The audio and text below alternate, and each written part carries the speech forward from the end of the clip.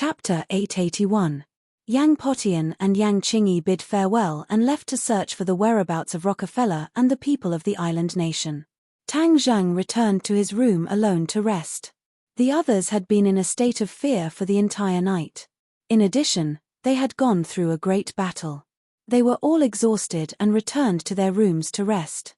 Yi Dingdang did not go home, but chose a room to stay in. Therefore, even though the sky was already bright, the villa was still quiet. Mu Hongyang sat in front of the dressing table and looked at herself in the mirror. When she recalled the scene just now, her cheeks couldn't help but turn pink, like a shy young girl. No one has ever been willing to sacrifice their life for me. Even Nana's father was unable to do this back then. Could it be that Tang Zheng has some thoughts about me? When she thought of this, she was actually not angry. She was only a little flustered and at a loss. I'm no longer a little girl. I'm already old, how can I compare to a young girl? She looked at herself in the mirror. In fact, she was still as beautiful as ever. Her skin was as white as snow, and her mature charm was unstoppable. What am I thinking about? I really don't know shame. She rubbed her cheeks and suppressed the charming thoughts in her heart. She took a deep breath and barely managed to regain her composure. Tang Zheng didn't even eat breakfast before going to rest. It's not good for his health.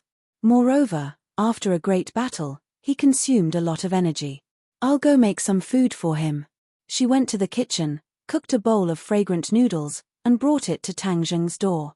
All the girls lived upstairs, and only Tang Zheng lived alone on the first floor. Therefore, no one else noticed what she had done. Standing in front of Tang Zheng's door, she couldn't help but feel a little flustered. She patted her chest a few times to indicate that she had calmed down, and then gently knocked on the door. Who is it? Tang Zheng's voice immediately sounded. It was obvious that he had not fallen asleep yet. It's me. Can I come in? Come in. She opened the door and walked in. She saw Tang Zheng bare-chested and wearing shorts. Tang Zheng's figure was very good, and his 8-pack abs were very eye-catching. Although Mu Hongyang was experienced, seeing this body made her heart beat faster. She quickly concealed her inner thoughts and looked straight ahead. She didn't dare to look at Tang Zheng any longer. I've cooked a bowl of noodles for you. Eat it while it's still hot, and then rest. You must be exhausted after such a long day. Tang Zheng was slightly stunned. He didn't expect her to be so thoughtful. He smiled. Sister Mu, you are too polite. My body is very good. I won't be hungry if I don't eat. Mu Hongyang said seriously, although you're young, you can't be so careless with your health. Humans are made of iron and steel, if you don't eat a meal, you'll be hungry. I'm not as capable as them, so I can only cook for you. Tang Zheng's smile suddenly froze. That last sentence was too misleading. She was going to let him eat the noodles. Why am I so dirty? Tang Zheng complained to himself. He quickly got rid of these messy thoughts. Seeing his reaction, the smart Mu Hongyang immediately realized the ambiguity in her words. Her heart was anxious and embarrassed. How could I say such shameless words? Looking at his appearance, he must have misunderstood. Then what will he think of me? In a moment of desperation, her hand slightly trembled and the bowl fell from her hand. Tang Zheng's eyes were sharp and his hands were fast. He immediately reacted and his figure flashed in front of her. His big hand reached out and caught the bowl. Mu Hongyang was in a daze. She only felt a strong masculine aura hit her in the face. Tang Zheng's bare upper body was just inches away, creating a strong visual impact for her. Her breathing suddenly became rapid. Her cheeks were as red as an apple and her eyes were blurred. Mu Hongyang was nearly 30 years old. It was the age of tigers and wolves. She had not come into contact with a man for so many years. Tang Zheng was so outstanding. In this kind of environment, he instantly firmly attracted all of her attention. All kinds of thoughts that were originally suppressed came flooding in like a tide. She unexpectedly reached out her hand and pressed it on Tang Zheng's chest. Tang Zheng was suddenly startled. Like a sculpture, he did not move. He held the bowl in one hand and stopped in midair with the other hand, not knowing what to do. He looked at Mu Hongyang with a complicated gaze. Seeing her reaction, his heart swayed. A woman was most beautiful when she was in love. Without a doubt, Mu Hongyang was in love now. That flirtatious appearance was like a fire seed that fell into Tang Zheng's body. His current cultivation was profound. Without a doubt, his pure yang energy had been accumulating. Moreover, because of Lan Yu's arrival, he did not dare to casually sneak into anyone's room at home. Therefore, during this period of time, his pure yang energy was only accumulating. Without the harmony of yin and yang, it had long become restless. Without a doubt, Mu Hongyan's fire seed ignited the pure yang energy in his body, causing him to become restless. Mu Hongyan's hand came into close contact with Tang Zheng's skin. She could not help but feel an electric shock. This was a feeling she had not felt for many years. Her eyes were blurred, her eyes were wandering, and her breath was like orchids. She could not help but think of the scene of Tang Jing saving her without hesitation. Her heart softened again. If a woman had such a man to protect her, what else could she ask for? Career, power, money? She did not want any of them. She only wanted such a man, such strong shoulders, broad chest, and warm embrace. She was in a daze and actually rushed forward to hug Tang Zheng. That warm embrace gave her a sense of security that was particularly intoxicating. Although she had a high position and was a strong woman, she had not felt safe for many years. Ever since Tang Zheng appeared and saved Nana, her life gradually became safe. No matter what she was worried about, as long as she saw Tang Zheng, she would feel exceptionally safe. No matter what difficulties she faced, Tang Zheng would solve them. When she was captured by Rockefeller, she could not get rid of Tang Zheng's figure in her mind. She had a faint expectation that Tang Zheng would definitely come to save her. Later, her dream came true. Tang Zheng really did come to save her, and in a tragic way, he sacrificed his own life. At that time, she was completely moved. At that moment, she was completely captivated by Tang Zheng. At this moment, hugging Tang Zheng and feeling the warmth from his chest and his strong heartbeat, she finally understood her thoughts. Her heart no longer belonged to herself, because it was filled with Tang Zheng. Being hugged by such a hot woman, Tang Zheng could not bear it. With a wave of his hand, the bowl flew steadily to the table next to him, and he carefully hugged her with both hands. Feeling the response of Tang Zheng's hands, Mu Hongyan's dry heart seemed to be injected with rain, and her body and soul were full. Her body gradually heated up, and she hugged Tang Zheng tighter with both hands. Reluctant to let go, she said as if in a dream, "Tang Zheng, in order to save me, you did not hesitate to sacrifice yourself." I. For a moment, thousands of words came to her mind, but she did not know where to start. There was a voice in Tang Zheng's heart that shouted loudly, "I want her." His hand could not help but support her waist. Her waist was very thin, soft, and amazingly elastic. Mu Hongyan's hand rubbed Tang Zheng's back, which aroused the fire in Tang Zheng's head. He lowered his head and kissed her red lips. Like dry wood meeting a raging fire, the two of them were burning. Mu Hongyang had her own unique advantages. Like a ripe peach, she could especially tease men's heartstrings. Tang Zheng was no exception. In the face of such temptation, he could not resist at all. Mu Hongyan's kiss was very intense. It was completely different from Fang Sheshe and the others. It was as if she could mobilize every cell in Tang Zheng's body and stimulate every nerve in his body. After a long drought, her heart and body eagerly hoped to be nourished by Tang Zheng. Tang Zheng's pure yang energy completely broke out. The strong masculine aura intoxicated her, and their hands were not willing to give up on the status quo. Tang Zheng's hand had already drilled into her clothes. In the summer, she wore cool clothes. Mu Hongyang felt her whole body stiffen. Two big hands had already invaded her body. Usually, when she walked on the street, she was very disgusted by the aggressive and hot eyes of other men.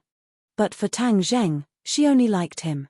She also had a faint expectation that he would be more intense. Tang Zheng was preparing to attack the city and take over the land. Suddenly, there was a knock on the door. "Tang Zheng, I have something to talk to you about." It was the Empyrean fairy's voice. As if a bucket of cold water had been poured over their heads, the two of them calmed down in an instant. They looked at each other and were very flustered. Mu Hongyang released him as if she had been electrocuted. Tang Zheng's hand also reluctantly withdrew. Looking at the red face of Mu Hongyang, the fire in his heart kept burning. He gritted his teeth hatefully. Why was the Empyrean fairy so annoying? It was wrong to disturb someone else's good time. Mu Hongyan's heart still had a lingering fear. There were other people in the house, and one of them was Tang Zheng's official girlfriend. If she was caught doing this, how could she face them? How could she face others? She quickly tidied up her clothes and adjusted her breathing. However, the deep affection in her eyes could not be concealed. Bang! The Empyrean fairy seemed to be impatient and directly opened the door and walked in. Hey, why are you here? The Empyrean fairy looked at Mu Hongyang suspiciously. Mu Hongyang felt guilty and did not dare to look at the Empyrean fairy. She was afraid that she would find out something was wrong. She lowered her head and said, I cooked a bowl of noodles for him. Tang Zheng, after you eat, just bring the bowl to the kitchen. After saying that, she hurriedly walked out without looking back. The fairy of the 9 heavens looked at her back with suspicion, as if she was deep in thought. Tang Zheng quickly diverted her attention and asked, Why are you looking for me? I forgot to ask you just now. What is the deal with Yang Qingyi's prophecy technique? Last night, she had a long talk with Yang Qingyi. Yang Qingyi had told her about the prophecy technique. However, the Empyrean fairy was not satisfied. She thought that Yang Qingyi was still hiding something, so she wanted to get more information from Tang Zheng. The flame on Tang Zheng's head was still burning. Mu Hongyang had slipped away. She only cared about killing and not burying. This made him suffer. Seeing the Empyrean fairy staring at him, he knew that he could not easily send her away. Otherwise, she would definitely make wild guesses and perhaps discover the truth. He picked up the noodles and ate while absent-mindedly dealing with the Empyrean fairy. Mu Hongyang ran back to the room. She leaned against the door and felt weak all over. She could barely stand. Chapter 882. Tang Zheng didn't know what happened after Mu Hongyang returned to her room. He was busy dealing with the Empyrean fairy. She was extremely interested in prophecy and kept on asking him questions. Tang Zheng actually didn't know much about prophecy. He gave a general explanation, but it was all from what Yang Qingyi had told the Empyrean fairy. She didn't get anything and was very unwilling to give up. She stared straight at Tang Zheng, as if trying to see through the truth in his words. Tang Zheng had no choice but to spread his hands. That's all I know. She said you were the savior in her prophecy. She should be wrong. Her latest prophecy has already refuted this point of view. I'm not some savior.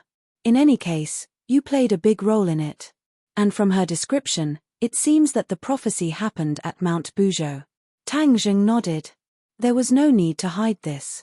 He said openly, didn't you also go to Mount Buzhou to take a look?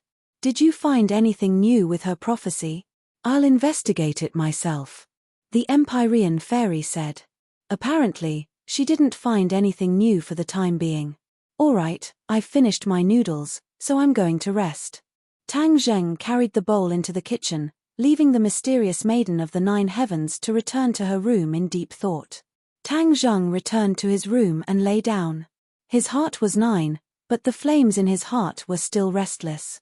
He looked down and found that a tent had already been set up. This won't do.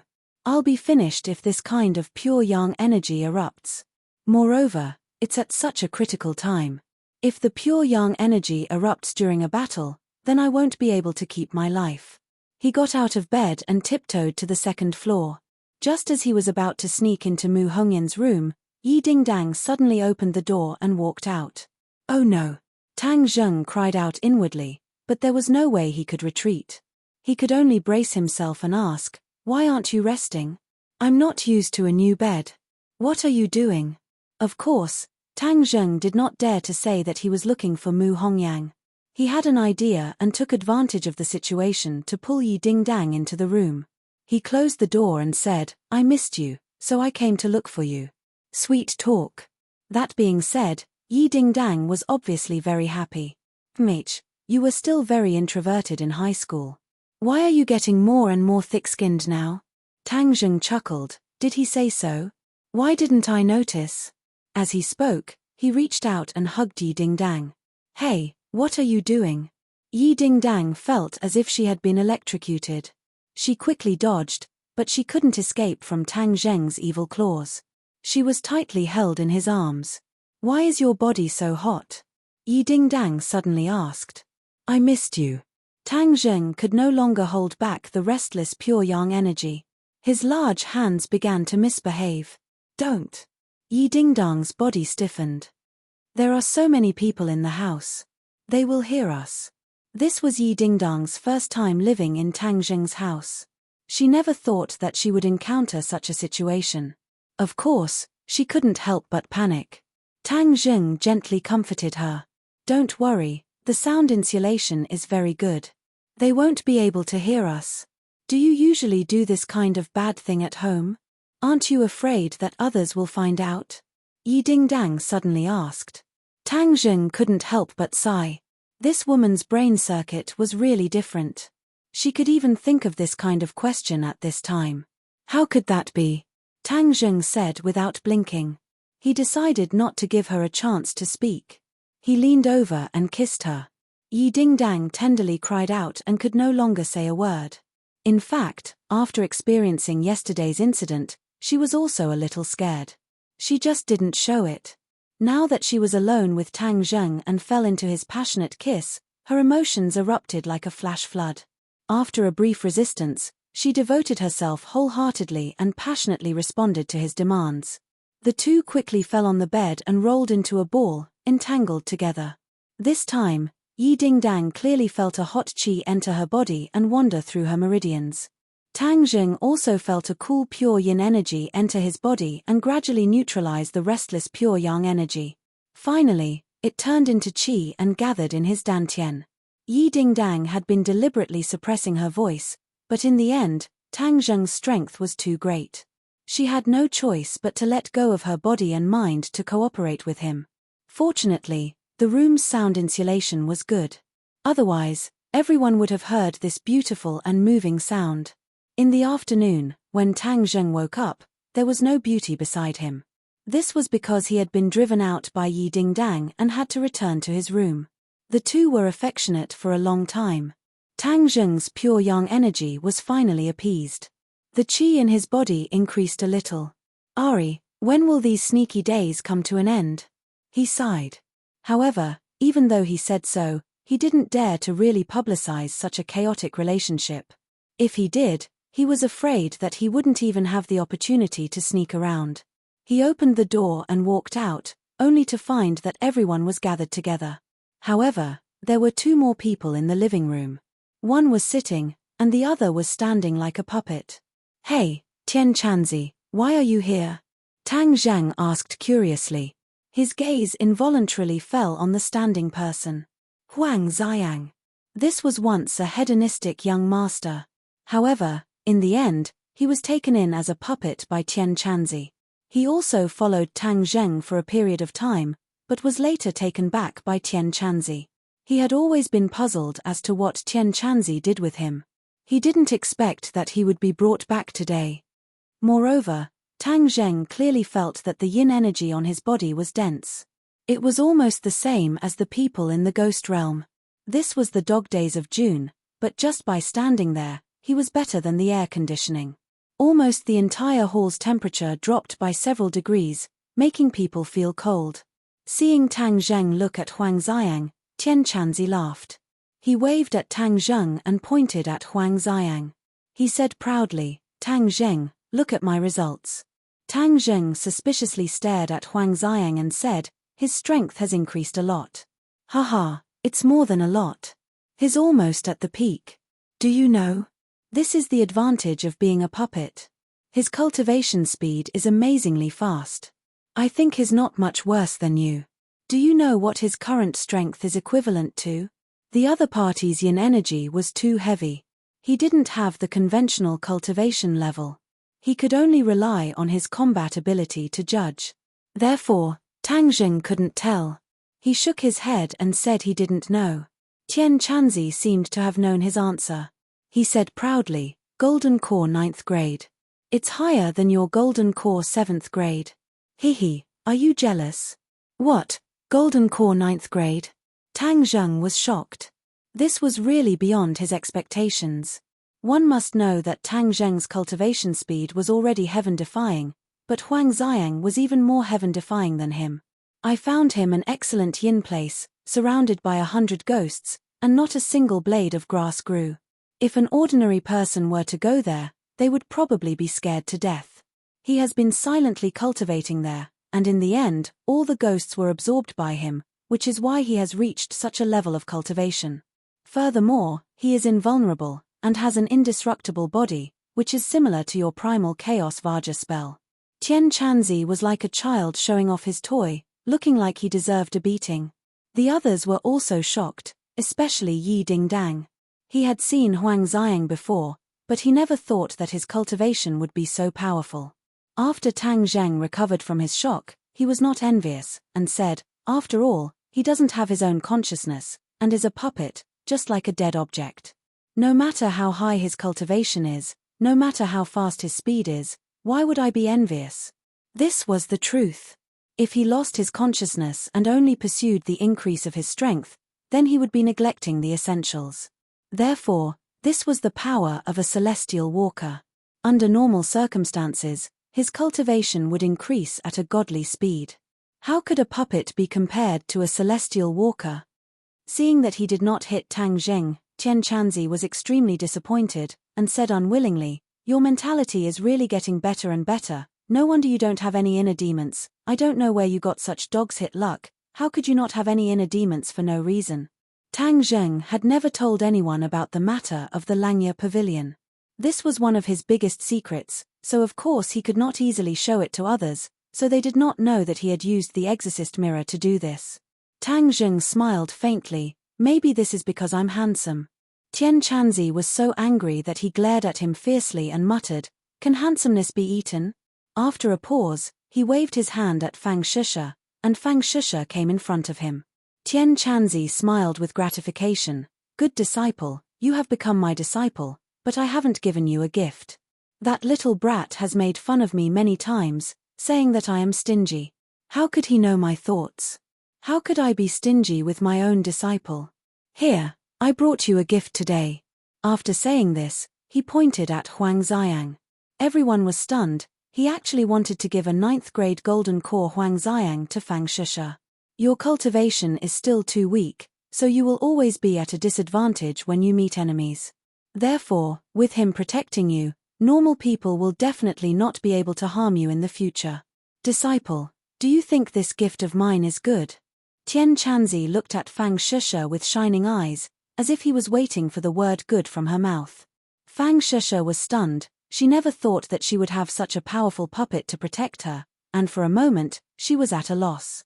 However, when she looked at the gloomy Huang Xiang, her heart suddenly jumped, and she was somewhat unwilling to accept this gift. After all, girls liked beautiful things, and Huang Xiang really couldn't be considered beautiful. Tian Chanzi was stunned, and suspiciously asked, "You don't want it?" "Master, senior sister doesn't want it, but I want it." Princess Anne said without any disdain. Obviously, she was very clear about the value of such a puppet. Although it looked gloomy, it was powerful, and this temptation was not small. Tian Chanzi turned a deaf ear, as if he didn't even consider Princess Anne. They were the same master, but the difference in treatment was too big. The princess was very hurt. "Master, this." Fang Shisha hesitated. Tang Zheng was very clear about the use of Huang Xiang, and quickly said, "Hihi, Tian Chanzi, you are finally generous for once. Shisha, quickly thank your master." "Oh." When Fang Shisha heard Tang Zheng say this, she swallowed back the words of refusal, and reluctantly squeezed out a smile, and reluctantly said, "Thank you, master." Tian Chanzi wanted to cry, but no tears came out. Was there a master as miserable as him? He had carefully prepared this gift for so long, but his disciple didn't accept it, and even needed Tang Zheng to say good words for him, before reluctantly accepting it. Chapter 883. Fang Shisha reluctantly accepted this special gift. Tian Chanzi also told her how to control Huang Xiang, and was envious. This master was really biased. However, she didn't dare to be angry. Instead, she smiled and asked, "Master, do I have a gift?" Tian Chanzi awkwardly coughed and said, "Master hasn't thought of what to give you yet. When the time comes, I will naturally give it to you." He accepted Princess Anne's crystal. Of course, he couldn't go back on his word. He couldn't help but feel a little embarrassed for being biased, and was very disappointed and unhappy. "Good disciple, Master will definitely find a very good gift for you." "That's right. Does your father have any more crystals?" Tian Chanzi tested the crystal and experienced the magic of the crystal, so he wanted a few more. Princess Anne hesitated and said, "Father said that he doesn't have any more." "Ari, that's a pity." Tian Chanzi sighed. Although he said that, he didn't believe that she didn't have any more. This kind of crystal was a foreign object. It couldn't be that there were only 2 of them. The other side must have hidden it, but he was too embarrassed to ask for it. After all, he was still Anne's master. He had to maintain a little of his master's image. 7 Tian Chanzi didn't want to continue the topic of gifts. He quickly changed the topic and said, "Tang Zheng, this time Rockefeller and the island nation came to find trouble with you. Do you need my help?" Tang Zheng thought about the power of the ancestor. He nodded and said, "It's best if you stay and help. I guess there should be news in a day or 2. This group of people are like turtles shrinking their heads. But the capital is already like an iron can. They can't escape." Tian Chanzi didn't put Rockefeller in his eyes. He disdainfully curled his lips, "A group of filthy things that can't enter the Hall of Elegance. Don't put them in your heart. However, I heard that you captured that girl, Li Xiaotian. You should have used the soul-searching technique to find out about the Azure Dragon Palace Hall, right?" Tang Zheng had already sorted out the information earlier. He nodded and said, "Of course, we've gained a lot this time. I was just about to tell everyone about it. The Azure Dragon Hall is extremely mysterious, and we already know its exact location. Therefore, when the matters in the capital are settled, we will immediately go to the Azure Dragon Hall. This organization has been hiding mysteriously for so many years, and it is finally time to uncover its mysterious veil and expose it to the light of day." Hearing this, Tian Chanzi said excitedly, "I've always wanted to meet the Azure Dragon Palace, but these guys are like rats, hiding in the dark corners and never showing themselves. I'm also helpless." After a slight pause, he asked again, "Other than the address of the Azure Dragon Hall, what else is there?" Li Xiaotian knows a lot of things about the Azure Dragon Hall, but she still doesn't know the true core. For example, the High Lord's true appearance, because he has always been wearing a mask. However, there is one thing that we didn't expect. The Azure Dragon Hall is divided into 3 groups. One group is the martial organization, Li Palace, and Sword Pavilion. The other group is the Flying Guillotine.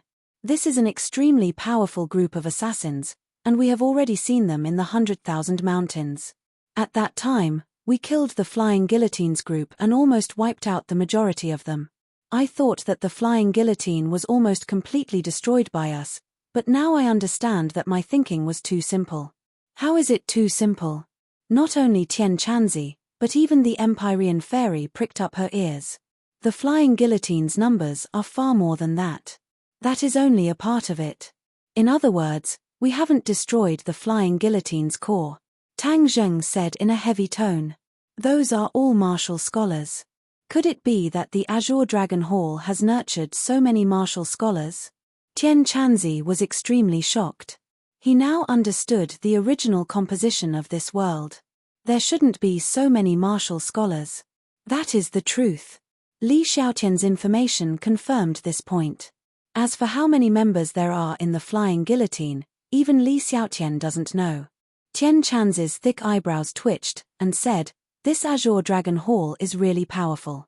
Just what kind of person was Nu Erha, who created the Azure Dragon Hall?" Tang Zheng also couldn't imagine it.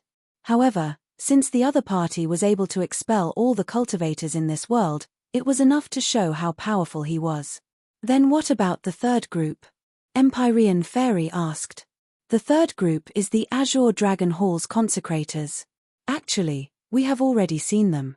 The fair-faced flying dragon is one of them. Right now, the Azure Dragon Hall has a total of 3 great consecrators. Other than the fair-faced flying dragon, there is also the elder angler.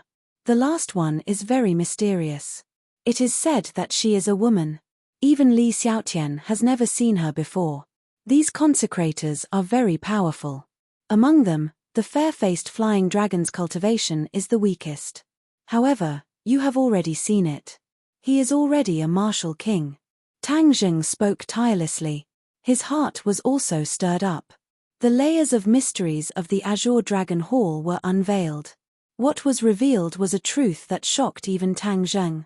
Tian Chan's eyes flickered with an ominous glint, and said, "Since the Azure Dragon Hall is so mysterious and powerful, then we cannot just sit and wait for death.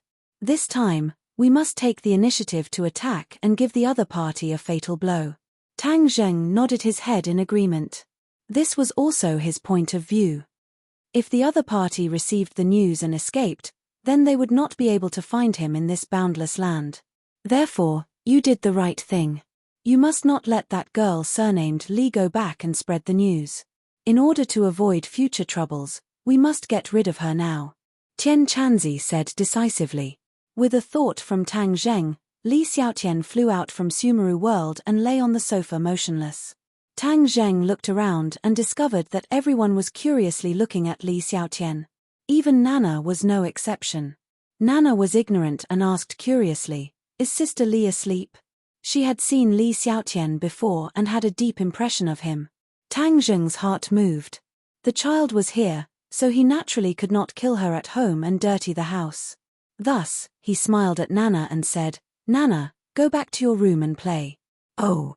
Nana stared suspiciously and returned to her room under the guidance of Mu Hongyang. Tang Zheng looked at everyone and said, "I will take her out first." Marshall hated Li Xiaotian to the bone and said, "You must kill her. You cannot let her harm others." Regarding Li Xiaotian's various actions, Marshall had long been unable to suppress her anger and killing intent. This vicious woman had almost caused her to lose two of her most important people. How could she forgive her? Tang Zheng nodded and carried Li Xiaotian out of the villa and walked straight into a nearby forest. Looking at her beautiful face, Tang Zheng sighed. "In your next life, be a good person. Don't be so scheming and have a heart as poisonous as snakes and scorpions."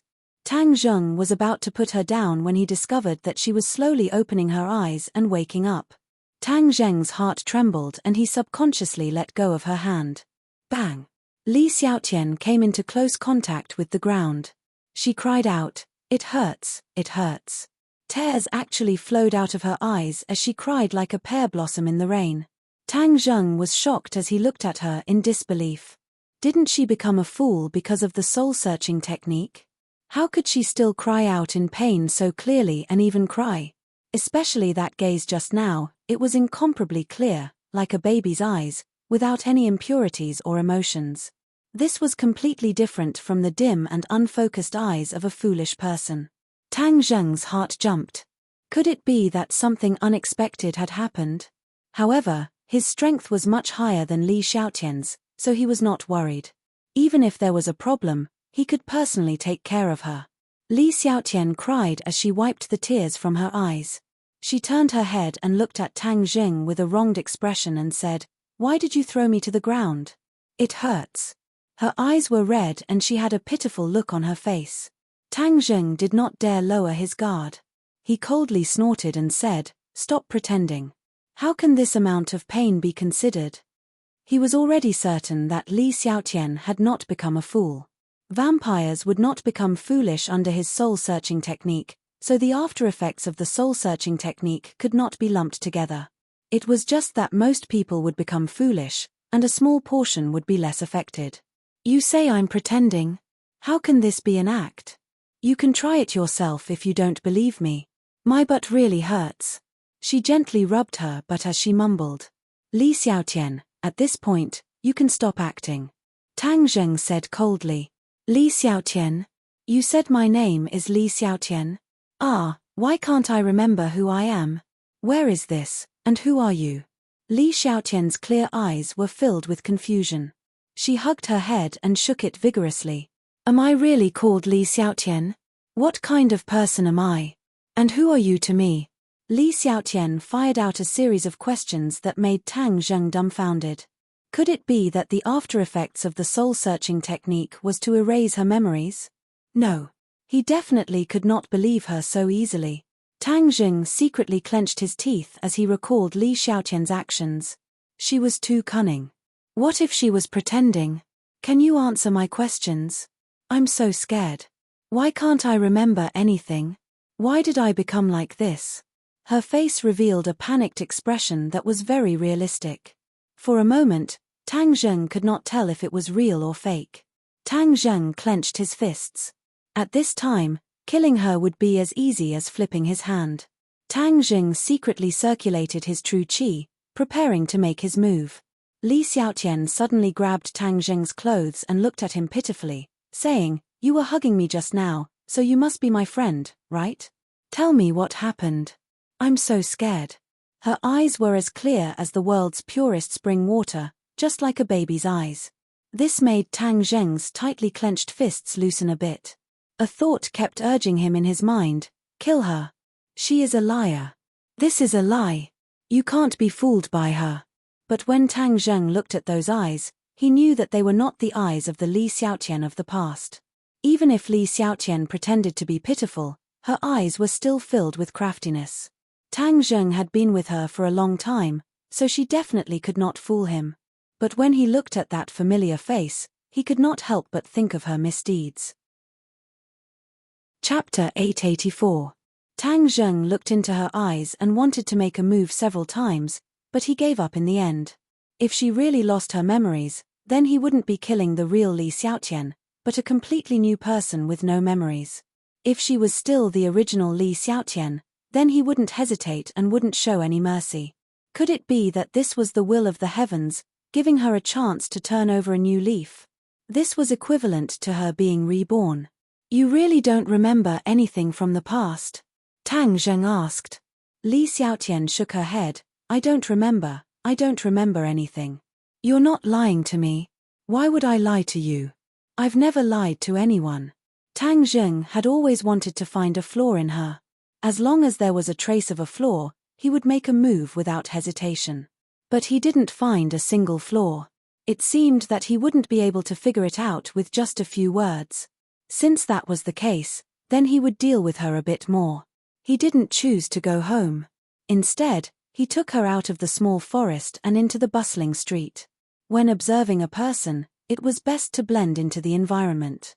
At this time, her vigilance would be lowered and she would involuntarily reveal a flaw. Seeing that Tang Zheng was silent, Li Xiaotian asked, "Are we friends?" Tang Zheng sneered. They were mortal enemies, but he didn't say that. Instead, he asked, "What do you think?" "I think." She subconsciously recalled the scene when Tang Zheng hugged her. Her cheeks turned red. "You hugged me just now. Are we a couple?" "Couple?" Tang Zheng staggered and almost fell down. "Who would want to be a couple with you? That would be courting death. What's wrong? Could it be that I guessed correctly?"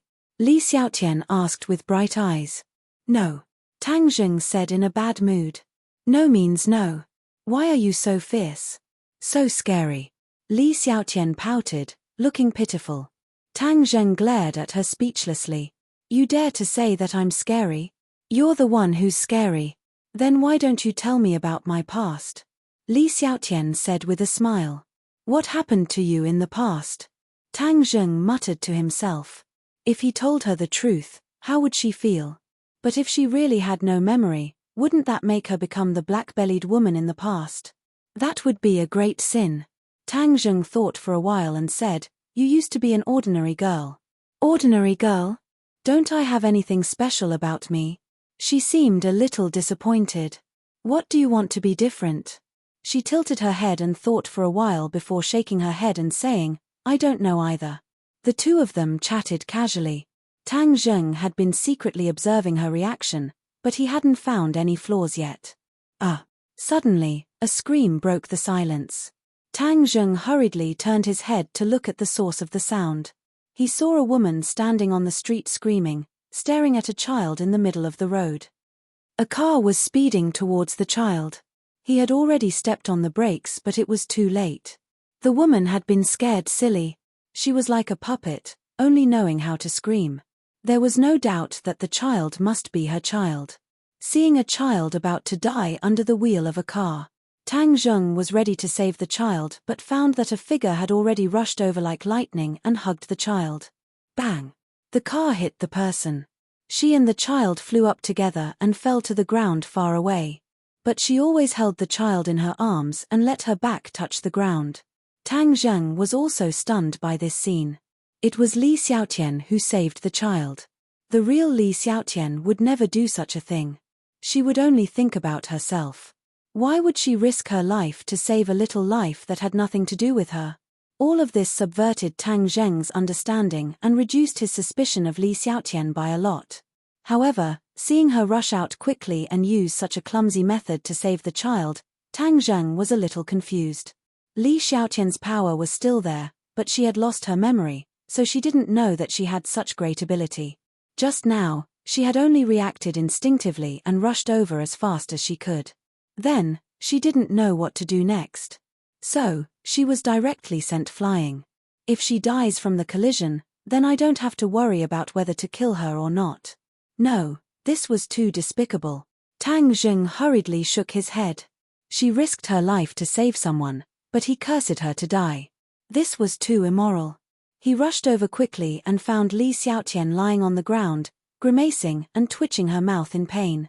But her eyes looking at the child in her arms were particularly gentle.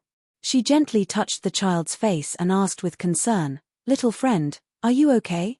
The child was scared out of his wits and was stunned. He stared at her with his eyes wide open. Suddenly, the child burst into tears. Li Xiaotian panicked and quickly got up. She checked the child with both hands and said anxiously, "Little friend, don't cry. Did you fall down somewhere? Tell me, let's go to the hospital." That anxious look definitely didn't seem to be fake. Tang Zheng stood aside and quietly observed her every move. He couldn't help but feel absurd. Did the soul-searching technique really transform the two-faced woman, erase her memory, and turn her into such a caring person? Even so, the soul-searching technique erased only her memory, and now her reaction was more like instinct, that is to say, her nature was not bad. It was only because she received training and education from Li Palace from an early age that she became a cynical woman little by little. At this moment, she returned to her most innocent face. At the beginning of man, his nature was good, and this was her initial period. Since God let her start over, I can't push her into the dark abyss again. Looking at her heartfelt concern for the child, Tang Zheng silently made up his mind. "Come and help me see him. What's wrong with him? Is he hurt?" Li Xiaotian anxiously shouted at Tang Zheng, completely unaware that her elbow had been bleeding. At this time, the child's mother finally woke up from her dream and rushed over crazily. She hugged the child and said, "Baby, Mom is here. Did you fall down somewhere?" Tang Zheng walked over and comforted her. "Big sister, don't worry. The child is fine. He was just frightened." The child's mother also saw the scene just now and knew that the child didn't fall to the ground. It was the little girl in front of her who saved her child. Thump. Her legs went soft and she directly knelt in front of Li Xiaotian. She sobbed and said, "Miss, thank you for saving my child. You are the benefactor of my entire family. Thank you, woo woo woo." Li Xiaotian quickly helped him up. There were already a lot of onlookers gathered around them. They were all talking at once, but without exception, they were all praising Li Xiaotian. There were also those who praised the child's life. Pa. It was unknown who was the first to clap, but then, the applause sounded like a tide, and many people gave Li Xiaotian a thumbs up. The driver also stopped the car and walked over in a daze. This time, it wasn't his fault. The child ran into the middle of the road when the mother wasn't paying attention. When the driver saw it, he braked but it was too late. The driver saw that the child was fine and looked at Li Xiaotian. He asked nervously, "Miss, how are you?" Li Xiaotian finally reacted and cried out in pain. Looking at the blood on her elbow and the faint pain from her back, her tears fell like a kite with a broken string. Previously, she couldn't stop crying when she was thrown to the ground by Tang Zheng. Now that she was hit by a car, the pain was many times more intense. But just now, all her thoughts were on the child and she didn't feel the pain. Now that she calmed down, she felt as if her whole body was falling apart. Seeing her cry heartbreakingly, the others were very distressed. The child's mother quickly said, "Miss, let's go to the hospital to check if you fell." "That's right, you must go to the hospital for a checkup. You're a good Samaritan." Nowadays, people don't even dare to help the elderly. There aren't many good people like you left. We can't let the lady do a good deed and still be disappointed. Everyone said at once. "Take my car." The driver also said. "Am I seriously injured?" Li Xiaotian moved her muscles and bones like a pear blossom in the rain. She took a deep breath and said, "I think it should be fine. It's just a little painful." "If it's painful, then you should go to the hospital to check." Tang Zheng grabbed Li Xiaotian's hand and used his qi to check her injuries. He found that she only had a superficial wound and her elbow was scraped. Other than that, there was nothing serious. After all, she had skills. Even if she didn't know how to use them, she was much better than ordinary people. That powerful impact was automatically dissolved, so she naturally didn't suffer any injuries. However, her startled appearance was really worrying. The people next to her kept urging her to go to the hospital. "There's no need to go to the hospital. Your body is fine," Tang Zheng lightly said. Li Xiaotian discovered that he was grabbing her hand. Her eyes widened in surprise as she asked, "You also have medical skills?" "I know a little," Tang Zheng said. "Wow, then you're too amazing. Am I really okay? It's only a little superficial wound. Go back and apply some medicine," Tang Zheng said. "Young man, this is not a small matter. Don't leave any sequelae. That would be troublesome and ruin the miss's life." Some people didn't believe Tang Zheng. Seeing more and more people gathering, Tang Zheng didn't want Li Xiaotian to be exposed. So, he pulled her hand and quickly squeezed out of the crowd. "Benefactor, I still haven't thanked you." Tang Zheng turned a deaf ear. He pulled Li Xiaotian and turned a corner before stopping. Li Xiaotian's face was brimming with a brilliant smile and said, "Why are we running? Don't leave your name when doing a good deed. Don't you know?"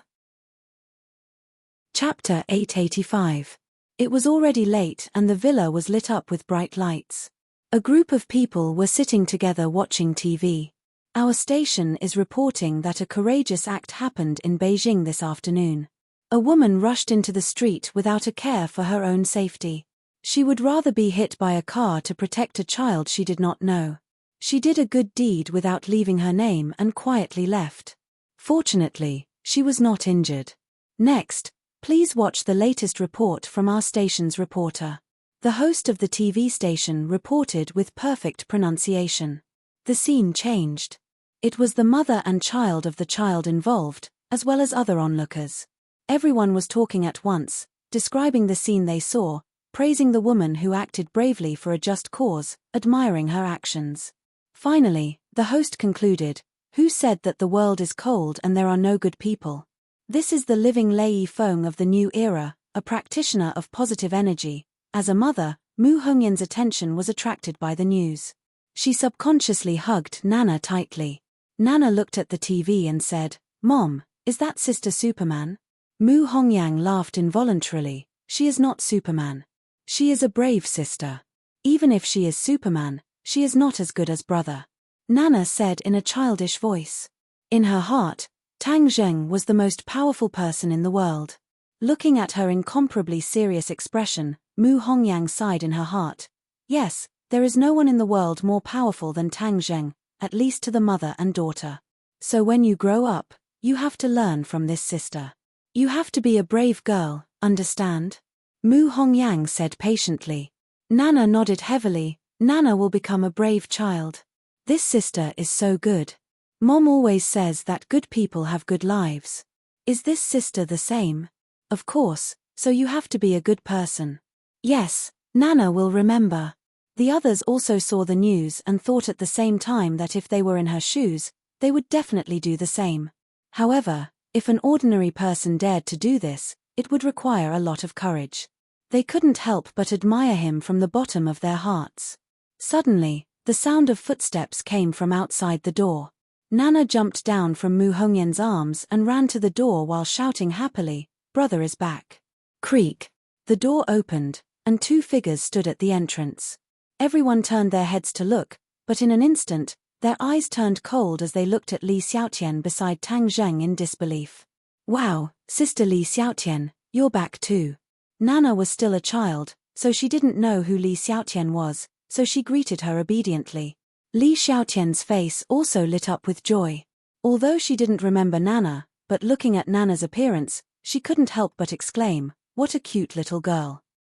She made a gesture to hug Nana, scaring Mu Hongyang so much that she turned pale with fright and screamed, "Don't." Li Xiaotian was slightly startled and subconsciously stopped, looking blankly at Mu Hongyang. Mu Hongyang rushed to Nana and hugged her in her arms, as if she was afraid that something would happen to her. The other people's faces changed greatly as they looked at Li Xiaotian warily, ready to attack at any time. Li Xiaotian was stunned and looked at everyone at a loss. Tang Zheng knew that there was a misunderstanding, so he quickly explained, "Everyone, calm down, it's not what you think." He originally wanted to go out and get rid of Li Xiaotian, but now he brought back a living person, and this living person was obviously no different from a normal person, not a fool. This made them horrified. Seeing how calm Tang Zheng was, the others heaved a sigh of relief, but they were still looking at Li Xiaotian with unfriendly expressions. Looking at everyone's reaction, Li Xiaotian was at a loss for a moment. She trembled like a child who had done something wrong. She said nervously, "Hello, everyone, my name is Li Xiaotian. I'm very happy to meet you." Tang Zheng did not explain the situation at home to her beforehand, wanting to use this method to test her one last time. However, it was clear that Li Xiaotian had passed without the slightest flaw. As for bringing her home directly, Tang Zheng had no choice. He couldn't just leave her outside, that was even worse. She was like a blank piece of paper right now, lacking a lot of common sense and unable to live alone. Furthermore, there were so many people watching her at home, watching her in full view of everyone, just to prevent trouble before it happened. All in all, Tang Zheng was still on guard against her, just that he did it without leaving any traces. Marshall hated Li Xiaotian to the bone, stared at her with an ominous glint, gritted her teeth and said, "Why did you bring her back?" "I'll explain in a moment. Everyone sit down first." "Li Xiaotian, you sit too," Tang Zheng said gently. Marshall sat down hatefully, but her gaze was firmly locked onto Li Xiaotian. Li Xiaotian cowered behind Tang Zheng and muttered, "Her eyes are so scary." Nana, who was in Mu Hongyan's embrace, stared at Li Xiaotian with her big black eyes and said, "Sister Nana, don't be afraid. You have to be a brave girl, just like the girl who saved people on TV. Nana will also be a brave child." Li Xiaotian popped out from behind Tang Zheng and said with a smile, "I'll listen to you. Big sister will be a brave girl. Yes, you still have to save people, just like Superman. I saved someone just now." The fear in Li Xiaotian's heart was melted by Nana's sincere smile, and she subconsciously said. However, she immediately remembered Tang Zheng's warning that she couldn't leave her name behind when she did a good deed, so she couldn't publicize it like this, so she stuck out her tongue and hurriedly stopped talking. "Did the sun rise from the west?" Everyone looked at Li Xiaotian in disbelief. It was good enough that she did not harm people, but she actually saved people. How was that possible? Moreover, she even stuck out her tongue. Was this kind of cute expression something she could make? Confused. Everyone was confused.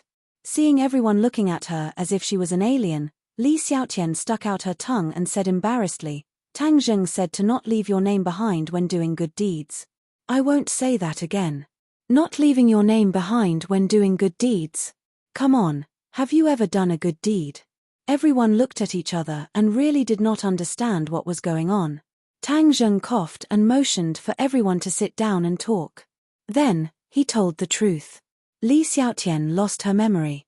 She doesn't remember anything from the past, so don't make a fuss. Amnesia?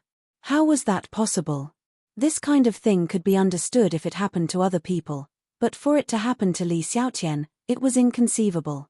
She really saved people? Mu Hongyang asked. Tang Zheng nodded and told her what happened in the afternoon. Li Xiaotian lowered her head in embarrassment and waved her hands. This is what I should do. That child is too dangerous. Mu Hongyang suddenly remembered the news she had just seen. Wasn't Tang Zheng's description consistent with the news? Could it be that the living Lei Feng, superwoman, was Li Xiaotian? The person in the news was her? News. She's actually on the news. Tang Zheng said in surprise. Mu Hongyang quickly repeated the contents of the news. Tang Zheng nodded and confirmed that it was her. Immediately, everyone's emotions were complicated. Just a moment ago, they were praising this person's greatness and bravery. At this moment, they realized that this person was actually their enemy. Wu growled in disbelief. No, it can't be her. She can't be that kind-hearted. Li Xiaotian's face turned pale, she looked at Wu pitifully, and muttered in grievance, I really did it. Impossible. Li Xiaotian had targeted Tang Zheng time and time again, and had almost killed Tang Zheng and Lan Yu. How could she forgive him so easily? Lan Yu had been silently observing Wu the entire time. She had almost died at the hands of Li Xiaotian, so the anger in her heart was naturally not small. However, all she saw in Li Xiaotian's eyes was sincerity, without the slightest bit of cunning. She had seen countless people, and if one wanted to deceive her, it would be harder than ascending to the heavens. However, she did not notice any clues from beginning to end. She could not help but become suspicious. Could it be that Li Xiaotian had really lost his memories and his personality had changed? She could not be sure, but she believed in her son. Seeing Wu so agitated, she hurriedly advised, Wu, don't be agitated. Let's listen to what they have to say first. Li Xiaotian lowered his head like a child who had done something wrong, and said pitifully, Was I very bad in the past, that's why you all hate me so much? You're not just bad. You're bad to the bones. Wu said with an ashen face. Wu. Li Xiaotian covered his face and buried his head in his knees as he cried. Hey! Everyone looked at Li Xiaotian as if they had seen a ghost. She was actually crying. One must know that Li Xiaotian was the holy maiden of Li Palace. In her entire life, other than crying when she was young, she had never cried when she grew up. But at this moment, she was actually crying in front of everyone. Everyone looked at each other in dismay. They really did not know how to describe this scene. Tang Zheng had already seen this side of Li Xiaotian before, so he was not surprised and said, Don't cry. Your previous actions were indeed inappropriate, but that was all in the past. Li Xiaotian raised his head and looked at Tang Jing with a burning gaze. You're saying that what she said is true? Was I really a bad person in the past? Tang Zheng was silent.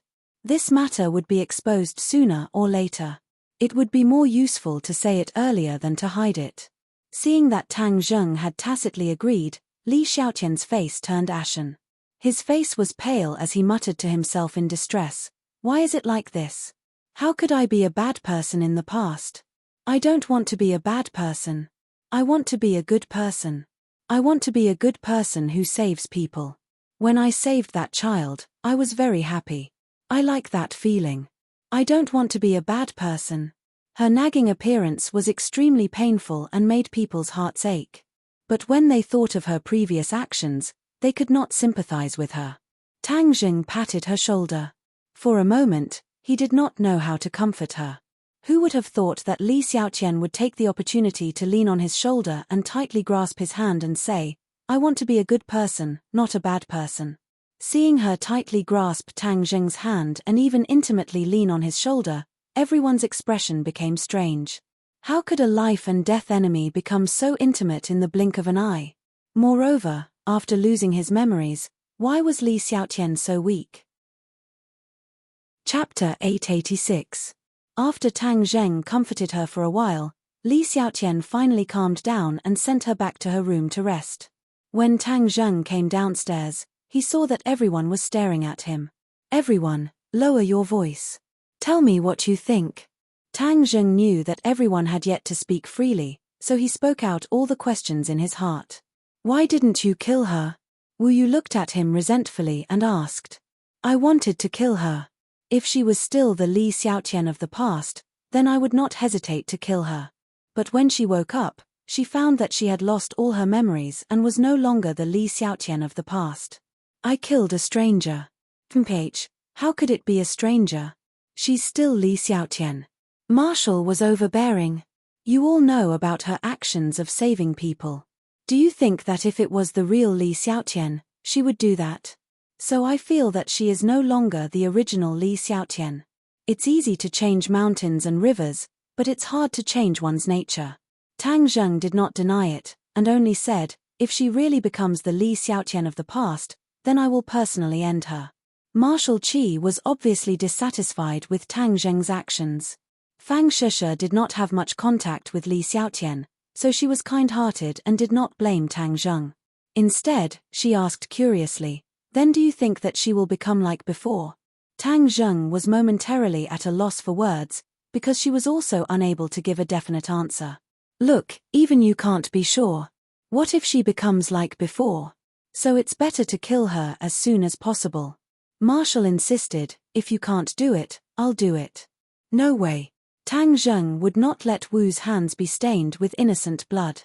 He sighed and said earnestly, Wu, I understand your thoughts.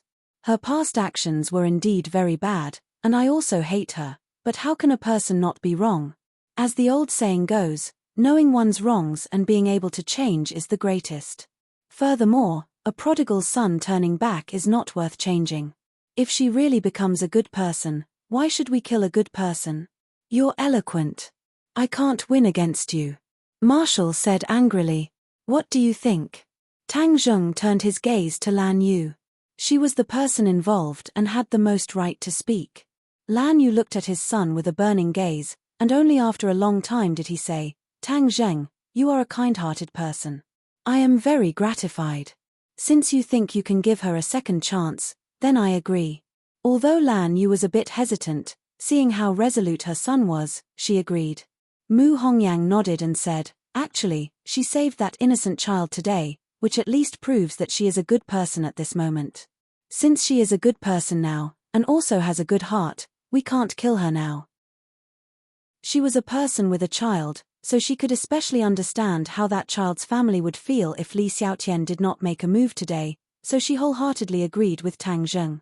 Princess and took the lead and said, the Lord will give people a chance to turn over a new leaf. I believe in Tang Zheng's vision. Empyrean Fairy shrugged and said, an insignificant person, whether or not he dies will not change the overall situation. Obviously, in her eyes, she still thought that Li Xiaotian's level was too low, so he was not a concern. Yi Dingdang saw that everyone was looking at him, so he raised his eyebrows and said, I agree with Marshall. Killing him will be neat and tidy. Immediately, Marshall felt that Yi Dingdang was a close friend. There were many similarities in their personalities, and they both hated evil. Tang Zheng also hated evil, but Li Xiaotian's actions today had moved him, so he decided to give her another chance. Seeing that most people agreed with him, Tang Zheng nodded and said, then we will do this for now. However, Marshall and Dingdang's opinions are worth paying attention to. One should not have the heart to harm others, but one must guard against others. Letting her live in our house is to guard against her. I will keep an eye on her.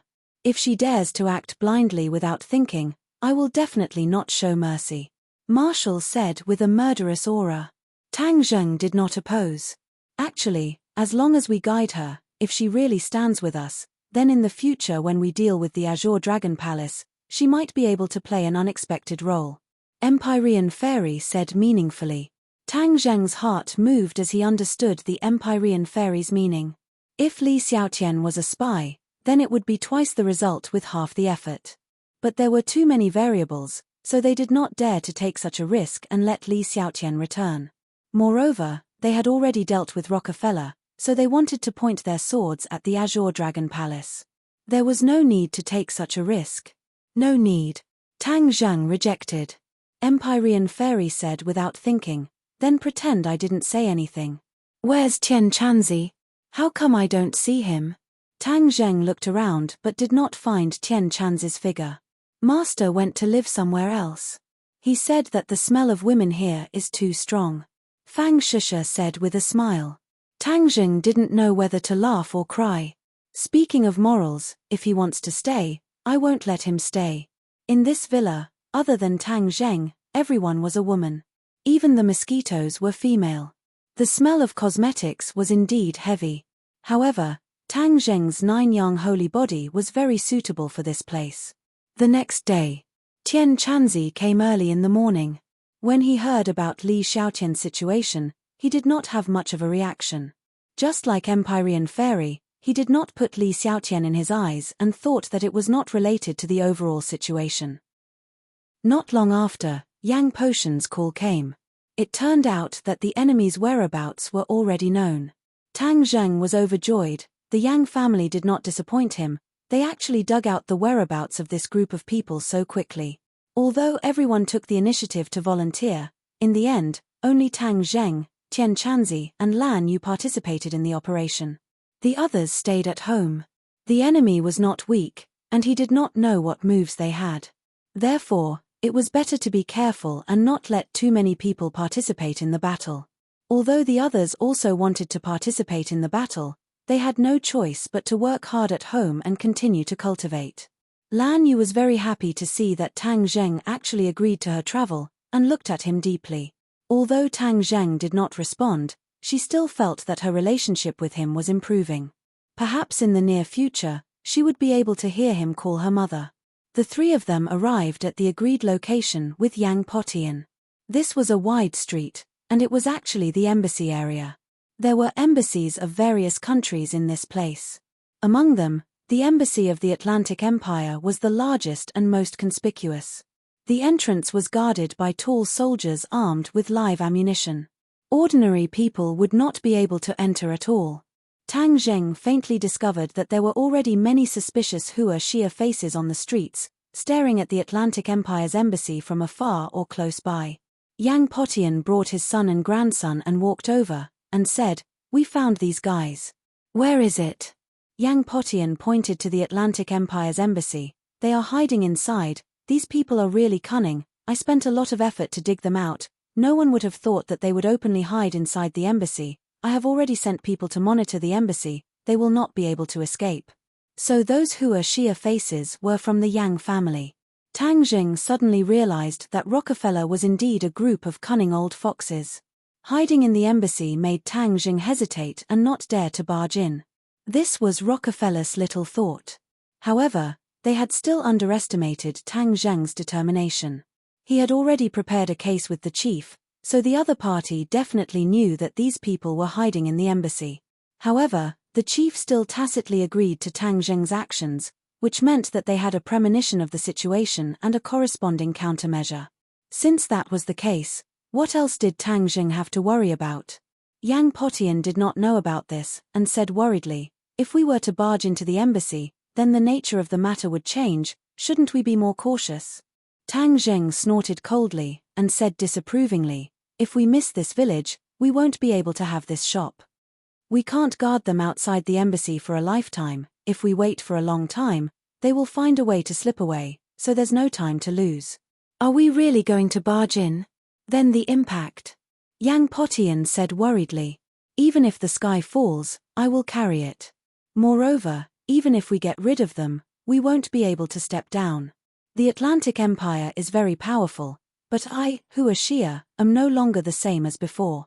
Back then, when they bombed our embassy, we didn't settle the score with them because our national strength was still weak. Now, I want to follow their example. If they really don't know what's good for them, I don't mind letting them taste the feeling of the embassy being destroyed." Tang Zheng said with righteous indignation. Tian Chanzi chuckled, patted Tang Zheng's shoulder, and praised, "Good boy, you have gut."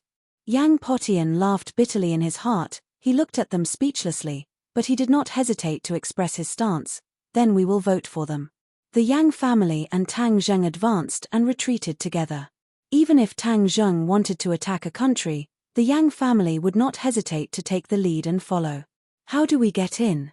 Of course, if we can get rid of Rockefeller quietly, there is no need for us to make everyone know about it and make too much of a fuss. Therefore, we will sneak in secretly. Tang Zheng pondered for a moment before deciding. That means we can't bring too many people in, and the enemy definitely has a lot of people. Do we have a chance of winning? Yang Potian asked worriedly.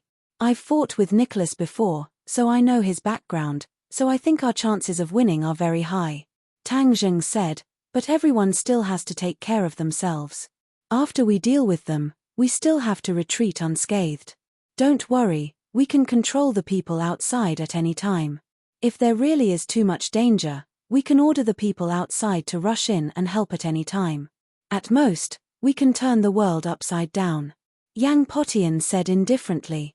Obviously, he was also a daring person. If he really made up his mind to do it, he wouldn't have too many worries. The few of them looked at each other and nodded. In order to avoid any trouble, they didn't even wait until it was dark and immediately took action. Su. The few of them turned into a few afterimages and flipped over the tall walls of the embassy. They did not trigger the alarm and even directly avoided the surveillance and patrolling soldiers. As for where exactly Rockefeller was hiding in the embassy, they did not know for the time being, but the ambassador definitely knew, so they wanted to kidnap him. This kind of thing that could easily cause international disputes was like child's play to them, and they didn't care at all. Chapter 887. Who are you? How dare you trespass into the Atlantic Empire's embassy? The ambassador scolded in fluent Huaxia. Tang Zheng rushed over like a ferocious tiger, grabbing at the opponent. Whoosh! The ambassador actually retreated at lightning speed. It was definitely not the reaction speed of an ordinary person. Huh! You actually dodged it. Let's see how long you can hide. Tang Zheng was as fast as lightning. This time, the other party didn't even have time to react before falling into Tang Zheng's hands. What are you doing? The ambassador scolded with a red face. Tang Zheng was too lazy to talk nonsense with him. He directly grabbed his neck and asked fiercely, where are the Rockefeller people hiding? The ambassador's eyes flashed with a trace of undetectable panic. If Tang Zheng was a bit further away, he definitely wouldn't have noticed it. But now that the two of them were so close, not a single change in the ambassador could escape Tang Zheng's sharp eyes. He definitely knows. Tang Zheng judged. I don't know what you're talking about. This is the embassy, the territory of the Atlantic Empire. You are invading. You have to take responsibility. The ambassador roared. Tang Zheng sneered, you want to use your voice to attract others to save you? I advise you to give up on that idea. As for the bullshit Western Empire's territory, so what if I'm here? You're not a gentleman. You're a robber, a terrorist. F***ck, your Atlantic Empire calls whoever you don't like a terrorist. Are you used to it? Let me tell you, if you don't tell the truth, don't even think about walking out of this door. Tang Zheng wasn't a gentleman at all. He tightened his grip. I won't say it even if you beat me to death. The ambassador would rather die than submit. Is that so? Since you want to die, then I'll fulfill your wish. Tang Zheng had the soul search technique. It was too easy to dig out the secrets from the ambassador. Just use the soul search technique. Why are you wasting time with him? Tian Chanzi impatiently urged. Tang Zheng immediately cast the technique, but suddenly his hand loosened. The ambassador turned into a cloud of black smoke and then into a large bat. He escaped from Tang Zheng's hands and flapped his wings to fly out the door. Blood Clan. Several people cried out in alarm. Who would have thought that even the ambassador was a vampire? The Atlantic Empire had actually been infiltrated by vampires to such an extent that even a high-ranking official was no exception. Don't even think about leaving. Tang Zheng's aura skyrocketed. When he faked his death, he lost the War Soul Sword and it fell into the hands of the Blood Clan. This time, not only did he want to exterminate the Blood Clan, he also wanted to retrieve the War Soul Sword. Therefore, how could he allow the other party to escape? He stretched out his hand and used the sky swallowing technique. The powerful suction force immediately caused the airflow in the room to become chaotic. The fleeing figure of the ambassador suddenly stopped, and then he screamed as he was sucked back into Tang Zheng's palm. Run! Let's see how you can escape. Looking at the big bat in his hand, Tang Zheng felt disgusted and grabbed its head without hesitation. In an instant, Tang Zheng searched through all the information in the ambassador's mind. However, the other party was a vampire, and the damage to his brain was immediately healed. Thus, he wasn't stupid and roared at the top of his lungs, "You're challenging Rockefeller and provoking the Atlantic Empire. You'll die miserably, and your country will be consigned to eternal damnation. You're still boasting shamelessly when you're about to die." Tang Zheng coldly berated as the suction force in his palm increased. Swoosh! With a flash of black light, the ambassador disappeared from Tang Zheng's palm and was sucked in. This was the first time the others had seen this scene. They all stared curiously and asked, "Where did he go?" "I don't know, but he's definitely dead." Tang Zheng shook his head. "I already know where Rockefeller is hiding. Let's end this quickly." Tian Chanzi had long since sealed the room, so no matter how shrill and loud the ambassador's voice was, it couldn't be transmitted out. The soldiers outside didn't know that the ambassador no longer existed. When Tang Zheng and the others opened the door and walked out, the other party was obviously stunned. Tang Zheng moved like lightning, and the other party immediately fainted on the ground. Then, the group went straight for their target. The basement was extremely wide and huge. It was very similar to the basement under the Rockefeller family's castle in the Atlantic Empire, except that it was a smaller version. When Tang Zheng and the others broke in, they saw a scene that made them burn with anger. There were actually many corpses of young girls in the basement. The blood on their bodies had been sucked dry, and they looked like dried corpses. Some of them weren't dead yet, but the vampires were biting their throats and sucking their blood. They were still struggling, but it was all in vain. Their blood was rapidly flowing out, and their faces were as pale as paper. This was a demon's den. "Beasts!" Tang Zheng roared. Looking at their faces, these women were all Hua Xia people. This group of vampires actually sucked the blood of Hua Xia people. In the past, I've always heard that women often went missing in Sanlitun, but we couldn't find any clues. I'm afraid they were brought here by this group of beasts. Yang Liuyun said with red eyes.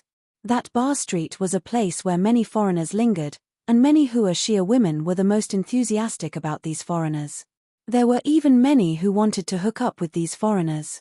They probably never dreamed that such a cruel scene would be waiting for them. "Let's go on a killing spree and kill all of these bastards." Tang Zheng roared. He was extremely angry. He took the lead and charged forward. A vampire bared his teeth, revealing 2 long fangs. "Die!" Tang Zheng roared. He grabbed the other party's body like lightning and tore it in half. Although vampires had strong healing abilities, they were unable to recover from this degree of injury and died immediately. The other people's attacks were also very sharp, especially Lan Yu. Seeing the other party kill women like this, she was seething with anger. Peng! She swept out her palm and hit her head. Like a ripe watermelon, it immediately exploded into a bloody mist. Roar roar! A few werewolves also jumped out and quickly transformed. Their large bodies pounced over, their sharp claws clawing at the people. They didn't dodge at all, choosing to meet force with force. Apart from Yang Liuyun, everyone here was at least a master-level martial artist, so they weren't afraid at all when facing these vampires and werewolves. On the contrary, because of their anger, their attacks were especially clean, all of them aiming to kill in one blow. In an instant, the ground was littered with the corpses of many vampires and werewolves, and most of them were incomplete. The other women who were lucky enough to survive stared blankly at this scene. They originally thought that they were going to die, but they didn't expect that there would be a glimmer of hope at the end of the tunnel, and a group of their compatriots would appear. These compatriots were very powerful and efficient. These monsters weren't their match at all. However, their brains had already lost the ability to think, and they could only stare blankly at the tragic battle. Tang Zheng was in the mood to kill, and charged into the crowd as if there was no one around. After a few rounds, more than 10 vampires and werewolves had already fallen at his feet. However, after searching through the crowd, he couldn't find Nicholas's figure. Impossible, the information in the ambassador's mind indicated that Nicholas was in the basement. He widened his eyes and searched through the crowd, but he still couldn't find any trace of him. The vampires and werewolves finally knew that they were no match for this group of Hua Xia people. Some of the smarter ones immediately fled toward the exit. "Xiao Bai, guard the exit. Don't let anyone escape." Tang Zheng roared. Xiaobai leaped and floated in the air above the exit. He saw a werewolf and a vampire rushing over. Immediately, with a boom, he spat out a ball of flame. The two fellows immediately turned into two balls of flame and fled in all directions. However, after a few leaps, they fell to the ground motionlessly and were burned to ashes. One man guarding the pass, 10,000 men couldn't get through. No one could escape from the exit. Xiaobai was lazy. These fellows couldn't arouse his interest at all. The disparity in strength was too great. Looking at Xiaobai's smug look, Tang Zheng couldn't laugh. These werewolves and vampires deserved to die, and he didn't pity them at all. However, what made him distressed was that Nicholas had disappeared, and the War Soul Sword was nowhere to be found. Damn it, the War Soul Sword must be in Nicholas's hands. I must find him and eliminate him. Another werewolf rushed over. Tang Zheng grabbed his huge head. The other party was very tall and tried to struggle, but found that he couldn't move at all. Tang Zheng hurriedly used the soul-searching technique. Werewolves were not like vampires and could heal their injuries, so the werewolf's struggle immediately stopped, and he became stupid. Bang! After Tang Zheng finished using the soul-searching technique, he punched the werewolf's chest. The werewolf's chest quickly caved in, and his back suddenly swelled up. He exploded into a bloody mist and fell to the ground. Tang Zheng's gaze turned and stared at a wall in the basement. He rushed over like an arrow, and his huge fist was like a cannonball, bombarding the wall. Boom! Stone fragments flew, and the wall trembled violently, revealing a big hole. This punch didn't penetrate the wall, but revealed the steel plate behind the stone. There's a door behind here. Tang Zheng roared, and the other's attention was immediately attracted. Nicholas is behind here. I'll do it. Tian Chanzi channeled his power and fiercely stomped down. Bang bang, the floor cracked inch by inch, like a spider web. Hey! Tian Chanzi roared. His fists were like angry dragons emerging from the sea, hitting the steel plate. Bang bang, the steel plate shook violently, and two black spots appeared. Thin cracks spread out from the black spots, and the cracks quickly expanded, covering the steel plate in an instant. Tian Chanzi raised his mouth and gently blew a breath. This breath seemed to be the last straw that broke the camel's back. Crash! The steel plate shattered into palm-sized pieces that clattered to the ground, revealing an empty room behind it. This room was even smaller and more secretive. At this moment, the room was already empty. There were surveillance cameras in the room, and everything in the basement outside could be clearly seen. There was no doubt that Nicholas must have seen the battle outside through the surveillance cameras. After weighing the pros and cons, he knew that he was no match for them, so he ran away. Why does this embassy have so many basements? There are even tunnels. Tang Zheng looked at the half-open door in front of him with an ashen face and said hatefully. The battle outside also came to an end. All the werewolves and vampires were killed, and only the lucky woman was left. Chase! Tang Zheng, without hesitation, chased after him. Chapter 888. Behind the door was a long passageway. After they entered, there was a circulation of air. Clearly, there was an exit on the other side. Tang Zheng gave chase while dialing Ding Liang's number. The government must have been paying attention to their movements.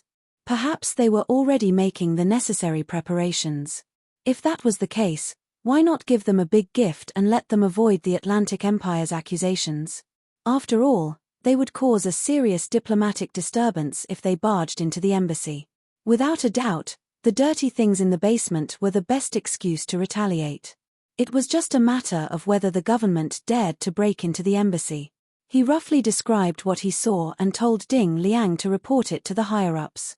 This was not something Ding Liang could decide. As for what the higher-ups would do, he did not worry. His main focus was on the Rockefeller family. Not long after, a door appeared in front of them.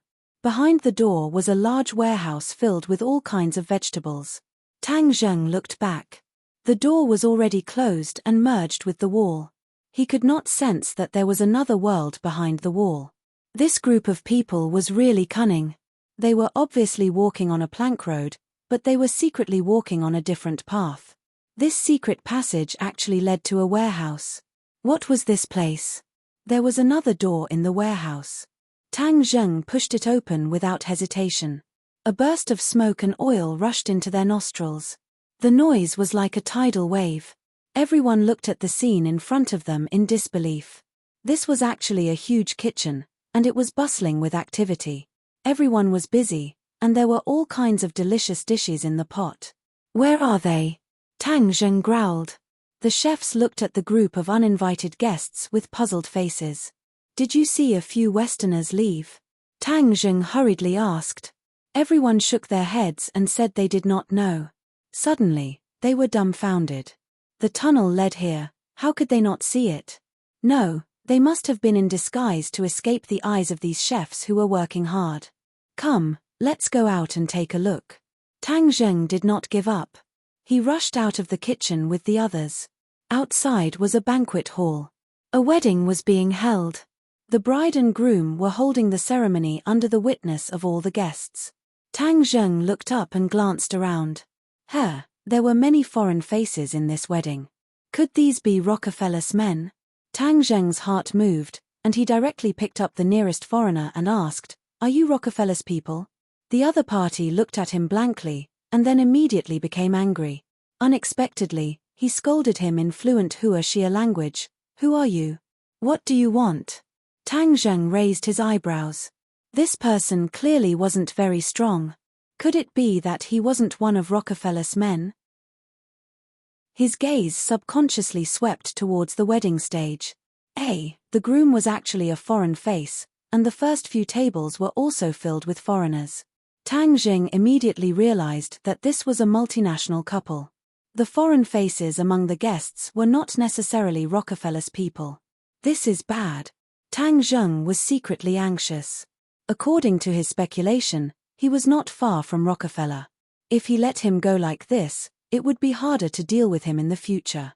He could not let go of this opportunity. The arrival of these uninvited guests immediately caused the wedding scene to fall into silence. Especially when Tang Zheng rudely mentioned the guests' behavior, it made the people around him exclaim.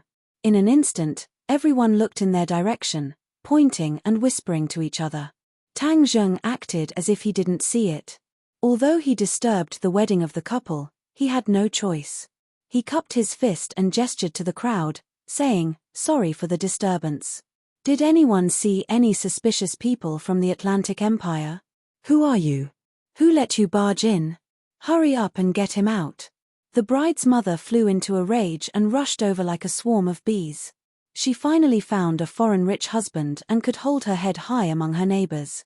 How could she allow an outsider to ruin the wedding? Who is the suspicious person? I'm telling you, you are the most suspicious person. Get out of here right now. Her face was red and she scolded arrogantly. Tang Zheng turned a deaf ear. His eyes swept through the crowd like a scanner. However, there were too many Western faces. For a moment, he couldn't distinguish who was from the Rockefeller family. As for Nicola's face, because there were too many people, he didn't see it. Seeing that Tang Zheng didn't pay attention to her, the middle-aged woman shouted, "Security, hurry up and get these people out." Tang Zheng had an intuition that Rockefeller's people were among these people because they couldn't have escaped so quickly. Tang Zheng gestured to the others, and they all understood. In a flash, they shuttled through the banquet, and stared at the Western faces with their fiery eyes. "What are you doing? Hurry up and get out," someone shouted. The guests rushed over like a swarm of bees to stop them. The scene suddenly fell into chaos. Tang Zheng hurriedly channeled his energy. The others couldn't get close at all. However, it couldn't go on like this. Suddenly, Tang Zheng saw a familiar figure from the corner of his eyes. He shouted, "Nicola." As soon as his voice fell, a figure ran outside. "Stop!" Tang Zheng leapt up like a falcon, leaping over the heads of the crowd, pouncing towards that figure. Whoosh! Whoosh! However, several cold lights shot from all directions and went straight for Tang Zheng's vital parts. There really is an accomplice. Tang Zheng didn't panic. He hurriedly took out the holy armor shield. With a flash of light, dazzling sparks flew from the holy armor shield. Tang Zheng wasn't hurt at all. Everyone saw this scene, and immediately screams sounded everywhere. The crowd ran in all directions, and the situation became even more chaotic. Tian Chanzi and the others didn't stay idle. They quickly locked on to the enemy who had just thrown the weapon and attacked quickly and accurately. Bang! Bang! Bang! Several balls of blood exploded. Immediately, the screams became even more intense. Some people couldn't tell the direction and directly bumped into them. The vampires were mixed in. With a flash of cold light, they directly attacked the vital parts of the people. A group of beasts. You want to sneak attack? Go to hell! Heaven Monk roared, with a wave of his finger, the sword chi swept out, pu. The sword chi passed through the head of one of the Blood Clan, and before the remaining force disappeared, it shot into the chest of another person, causing both of them to immediately fall to the ground and die. Roar! Roar! Roar! A series of roars sounded. The werewolves quickly transformed. They were tall and ferocious. Several ordinary people stood in front of them. They waved their claws and slapped at them. Bang! One of them flew out into the distance. Beast, how dare you hurt people? Lan Yu shouted. Her figure flashed like a dancing butterfly as she spun and flew up. With a sweep of her leg, she kicked a werewolf's head. The head was separated from the body. It smashed into the wall and broke into pieces. The attacks of the 3 members of the Yang family were also very strong. They had fought with the werewolves and vampires before, so they knew their strength. Many enemies fell wherever they went. The banquet hall became a scene of carnage. It was a mess. Corpses were everywhere, and the smell of blood filled the air. The ordinary guests had already rushed out screaming, but some who were not afraid of death hid at the door and peeked. They were really good at watching. The funniest thing was that the groom abandoned the bride and ran faster than anyone else. He was tall and had long legs. He squeezed out of the door in a few steps, leaving only the screaming bride. Tang Zheng locked onto his target. Seeing that Nicholas wanted to blend into the crowd and rush out, he leaped into the air and pointed at his back. Hearing the sound behind him, Nicholas's face turned pale. He had really met his Waterloo this time. He originally thought that he could capture Tang Zheng easily. He even had Song Yu, who knew him well. He also watched as Tang Zheng died. But the strange thing was that he actually came back to life. Without a doubt, he must have faked his death and fooled him. This was a great humiliation, and it made him fly into a rage. Later, he found that the Japanese did not gain any benefits, and they were killed until they threw away their helmets and armor, and almost all of them were wiped out. He then realized that Tang Zheng was not alone, but had many strong reinforcements. This time, he came to Hua Xia from thousands of miles away. It was really dangerous. It turned out that he had always been a frog at the bottom of the well. Hua Xia was not as simple as he thought. As for killing Tang Zheng to avenge his son, he did not hold any hope for the time being. So he hurriedly changed locations overnight and finally arrived at the embassy. Speaking of which, the vampires had been plotting for centuries. The Atlantic Empire had a great relationship with the vampires. Many of the high-ranking officials were vampires, and the ambassador to China was one of them. Nicholas already knew that all the airports were being monitored. It was like an inescapable net. Only then did he gradually realize how powerful Tang Zheng was in China, to the point that even the government chose to turn a blind eye to it. There was another reason why he did not rush to escape, and that was the dragon's roar that night. He had heard from various sources that the sound was the legendary dragon's roar, which meant that there was a dragon hiding in the capital. The dragon was Hua Xia's spiritual totem, the most mysterious existence. It turned out that it really existed in the world. Nicholas understood what this meant. If he could find this dragon, it would be of great help to him. So he took the risk and stayed, waiting for an opportunity to find this dragon. However, he did not expect Tang Zheng to be so determined to break into the embassy and start a massacre. With just a few people, he defeated the vampires and werewolves he brought. Only then did he realize how wrong his decision to stay was, so he ran away without thinking. As for the dragon, he did not care about it for the time being. Saving his life was more important. However, Tang Zheng and the others were too anxious to escape the hotel. They happened to see many foreign faces in the banquet hall, so they were prepared to slip through. Unexpectedly, Tang Zheng's judgment was very accurate. Seeing that the plan had failed, he had no choice but to continue running. However, how could Tang Zheng give him this chance? His finger fiercely pointed at his back, and the power was no less than that of a sword. Nicholas had no choice but to counterattack with his sword. The War Soul sword pierced towards Tang Zheng from a very strange angle. After Nicholas obtained the War Soul sword, he could not put it down. He understood that it was a divine weapon, far better than his own, so he kept it for his own use. War Soul sword. Chapter 889. He had finally found the War Soul sword. Seeing the War Soul sword thrusting towards him, Tang Zheng sneered. Nicholas, do you really think that you can control the War Soul sword in your hands? Sword spirit. With a thought from Tang Zheng, the sword spirit activated, causing the War Soul sword to buzz and tremble, flying out of Nicholas's hands. Nicholas did not expect this scene and could not help but turn pale with fright.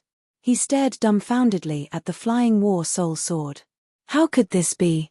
Tang Zheng grabbed the War Soul sword and laughed playfully. Is my sword something that anyone can take away? Sure. With that, he slashed at his opponent. Nicholas hurriedly retreated, but Tang Zheng was even faster, following him like a shadow, the tip of the sword pointed straight at his forehead. Damned fellow. Nicholas quickly transformed, and a huge cloak covered his body. With a whoosh, the cloak covered the sky and swept towards the War Soul sword. Puff. The War Soul sword seemed to be unstoppable as it cut open a crack in the cloak and then drove straight in. Nicholas was so scared that his soul almost left his body. He never thought that the power of the War Soul sword would be so great. It was much more powerful than when he first saw it in the castle. Almost equal to Hum, however, he did not know that the War Soul sword had already become a sacred artifact, so its power was naturally incomparable. Moreover, Tang Zheng's cultivation had also risen to the 7th stage of the Jindan stage, so the power of his sword was naturally even greater. Nicholas retreated in panic, but he was still a step too late. The War Soul sword had opened a huge wound on his body, causing blood to flow out. However, because of the Strigo's special physique, the blood instantly stopped flowing. He glared at Tang Zheng ferociously and hysterically said, I really regret letting you escape. Tang Zheng snorted and sneered, I won't make the same mistake. This time, you won't be able to escape even if you have wings. You are no match for me, Nicholas said in a loud voice. Tang Zheng had to admit that Nicholas's strength was equivalent to the 9th stage of the Jindan stage, and was even stronger than Tang Zheng.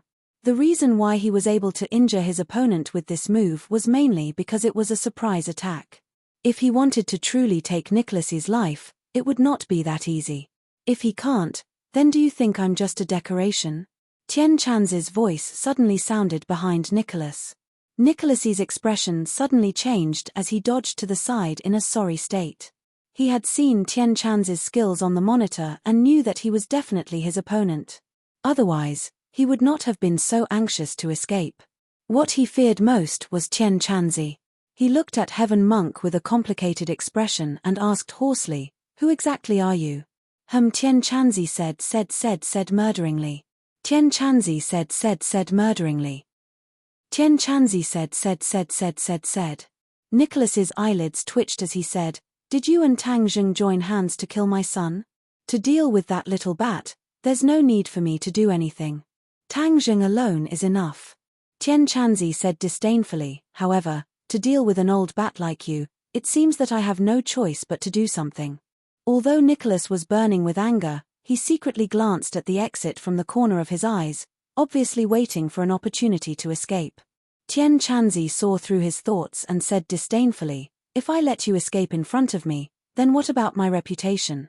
After saying this, he pointed his finger at Nicholas. Nicholas hurriedly dodged, but Tian Chanzi's aura was firmly locked onto him. No matter how he struggled, it was futile. Pu. The sword chi penetrated his chest and back, and blood dyed his cloak red. He staggered back, but it was not fatal. After all, his self-healing ability was very heaven-defying. Although this injury was not light, he was still able to heal in a few breaths. His recovery speed is faster than other vampires. This kind of attack can't hurt him. Tang Zheng reminded loudly, and once again raised his sword to attack. Being attacked from the front and back, and all of them were experts, especially Tian Chanzi. Nicholas was not a match for him at all, so he did not dare to confront him. He could only turn around and face Tang Zheng. Bang, bang, bang. In an instant, the two had already exchanged dozens of moves. They were as fast as lightning, using speed to fight speed, using strength to overcome strength. Tang Zheng's true energy was surging, but he was not injured. Instead, his fighting spirit was high. Fighting with experts of this level could really let him display his full strength and increase his actual combat experience. Let's end this quickly. Seeing that Tian Chanzi seemed to intend to be a spectator and let Tang Zheng practice, Tang Zheng also wanted to practice, but after all, there were too many people here, and it would affect too much. Therefore, after exchanging more than 100 moves with his opponent, he shouted loudly. Tian Chanzi shrugged, and with a flick of his finger, 5 rays of sword chi shot out. Nicholas's body trembled, and 5 holes appeared on his body, including his heart. His movements slowed down, and he hurriedly circulated his energy to heal, but the healing speed could not keep up with the speed of Tian Chanzi's attack. Tian Chanzi flicked his finger again, and his body really became riddled with holes, and blood flowed to the ground. He howled in pain. He was furious, but there was nothing he could do. This was a crushing defeat of absolute strength. Even if he had the ability to heal, it would be of no help. Tang Zheng could not help but sigh. This was the fighting strength of a 9th-grade Yuanying, and he was still far from it. He did not sit and watch the show, but took the opportunity to grab his opponent's shoulder. Nicholas tried to resist, but War Soul was immediately placed on his neck. Nicholas still wanted to escape, but War Soul flashed a cold light, and was about to cut off his head. Stop! Suddenly, a loud roar rang out, and 2 people appeared at the door, Ding Liang and number 2. The 2 looked anxious, and the roar came from number 2. Tang Zheng, stop, you can't kill him, number 2 said resolutely. Tang Zheng's movement stopped, but he grabbed Nicholas's shoulder with one hand, and War Soul was placed on his neck, not moving at all. Why are you here? Tang Zheng looked at the 2 suspiciously. Ding Liang smiled fawningly. You caused such a big commotion, how could we not come? The matter at the embassy has already been settled, but this person is the head of the Rockefeller family, and is of great use, so we can't kill him. Tang Zheng did not give him any face, and coldly snorted, killing him is the greatest use to me. Ding Liang's face stiffened, and he continued to persuade, killing him will only relieve the hatred in your heart, but if you leave him alive, we can squeeze out more value. What value? Ding Liang hesitated for a moment, then said, the Atlantic Empire has already agreed to exchange their aircraft carrier technology for his life. Tang Zheng knew that aircraft carrier technology had always been Hua Xia's weakness, and the Atlantic Empire's greatest reliance was their aircraft carriers, which could be deployed to any area. Tang Zheng coldly snorted, they're really willing to spend a lot of money. Ding Liang smiled, yes, this person is too important to the Atlantic Empire, which is why they're willing to spend so much. Since the Atlantic Empire is willing to exchange their aircraft carrier technology for him, that means his value is even greater than the aircraft carrier technology. Letting the tiger return to the mountain is the biggest hidden danger. Tang Zheng thought for a moment, and said firmly. Ding Liang was slightly stunned, but he also turned around, and it was indeed so. He looked at Nicholas with a complicated gaze, and was speechless. Number 2 said in a deep voice, where did you get all these twisted logic from? This is the decision of the higher-ups, you just have to follow it. Is that so? Tang Zheng jokingly laughed, I already said that this matter has nothing to do with me, and you guys really are like that. Number 2 raised his eyebrows and asked with an unfriendly expression, are you going to disobey the order? I don't want to disobey the order, but if I don't kill this person, the heavens will not tolerate it. Tang Zheng didn't kill Li Xiaotian because he didn't do anything that the heavens would not tolerate. Nicholas, on the other hand, was not like this. Not only did he suck human blood, but he had also cruelly killed countless innocent people, especially when he tried to activate the Mountain River Blood Sacrifice Array on Sky Mountain. This made Tang Zheng feel no pity for him. Seeing Tang Zheng directly refuse, Number 2 flew into a rage and said, "Are you going against the country? Don't put a hat on me, I won't fall for it." Tang Zheng retorted, "You can't represent the country." Number 2 was originally a martial artist, so how could he be as eloquent as Tang Zheng? His face flushed red, and he said angrily, "I said you can't kill him, so you can't kill him." Whoosh!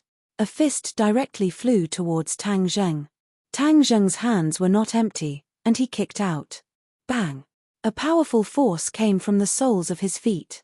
If not for the fact that he had cultivated the chaotic Vajra spell, his bones would have been broken. "You are so ruthless." Tang Zheng flew into a rage, but at the same time, he was secretly shocked. His opponent's strength was beyond his imagination. He was actually stronger than him. Although it was only a simple contact, Tang Zheng had already made a general judgment. This palace expert was indeed worthy of his reputation. Number 2's first attack missed, so he launched another series of attacks. Creak creak. All of a sudden, Xiao Bai appeared out of nowhere. He opened his mouth wide and a beam of fire shot up into the sky. Ah dash! Number 2 turned pale with fright and retreated in a panic. He didn't expect there to be a fire attack. A burnt smell slowly filled the air. His hair and eyebrows were burnt by the fire, and he was in an extremely sorry state. Number 2 had never experienced such a thing before. He glared at the complacent Xiao Bai who was standing on Tang Zheng's shoulder and shouted angrily, "Bastard, you can even spit fire, I'm going to roast you." Xiao Bai could understand human language, and immediately flew into a rage. He bared his teeth at Number 2, and spat out small flames at the side of his mouth, as if he could taste the taste of roasted pig again at any time. Tang Zheng squinted his eyes, a cold light flashed, and asked, "You want to roast my Xiao Bai? So what if I roast it? It's just a demonic beast's." Number 2 said disdainfully. To Tang Zheng, Xiao Bai was not only a demonic beast's, but also the holy beast of the witch clan. In addition, after interacting with each other day and night, Xiao Bai was more like a part of his life, a relative. Hearing Number 2's shameless words, how could Tang Zheng not be angry? Ding Liang had been undercover for many years, and was good at observing people's expressions. Seeing Tang Zheng's reaction, he knew something was wrong. He hurriedly advised, "Calm down, Tang Zheng, we are just passing on orders from above. We have no other choice. Please understand, Nicholas is indeed more valuable alive than dead." Chapter 890. 5 words, simple and powerful, like a strange rock with distinct edges and corners, exuding an unyielding aura. Ding Liang and Number 2 did not expect Tang Zheng to be so stubborn. Even Nicholas was shocked. He originally thought that if the officials came, he would be able to escape this calamity. As long as he returned to the Atlantic Empire, he would use the power of the country to deal with Hua Xia. He was confident that he had many ways to make this ancient country suffer at the national level. But he did not expect Tang Zheng to be so stubborn, giving him an ominous premonition. "Tang Zheng, don't be impulsive," Ding Liang continued to persuade, but before he could finish, his eyes widened as he watched in disbelief as Tang Zheng actually made a move. Yes, Tang Zheng, in order to avoid any more trouble, might as well directly take action. "How dare you, stop!" Number 2 roared again and jumped up to the roof, jumping from the chandelier above and pouncing towards Tang Zheng. Tang Zheng acted as if he did not see. With so many people, if they could not stop a palace expert, then he might as well buy a piece of tofu and knock himself to death. Thus, with a turn of his hand, the battle soul sword also followed suit. Nicholas watched in disbelief as the sword edge cut open his throat, blood flowing out. The sword edge's momentum was not reduced, directly cutting off his neck. The huge head directly flew out. He did not even have time to scream, it was already gone. Even if Nicholas had an immortal body, there was nothing he could do in this situation. Moreover, Tang Zheng did not give up just in case. With a point of his finger, a ball of true fire flew out and wrapped around Nicholas's head and body. Boom! As if he had been doused in gasoline, Nicholas turned into 2 balls of raging fire. Number 2 was intercepted by Tian Chanzi in mid-air. When Tian Chanzi made his move, his attack was like an avalanche. Bang!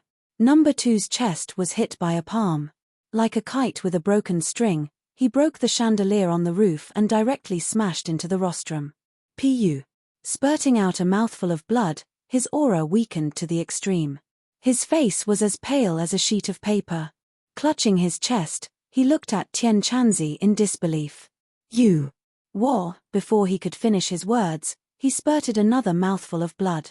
He had heard that Tian Chanzi's cultivation was amazing, but he didn't expect the gap between him and Tian Chanzi to be so big. This was simply a natural chasm that couldn't be crossed.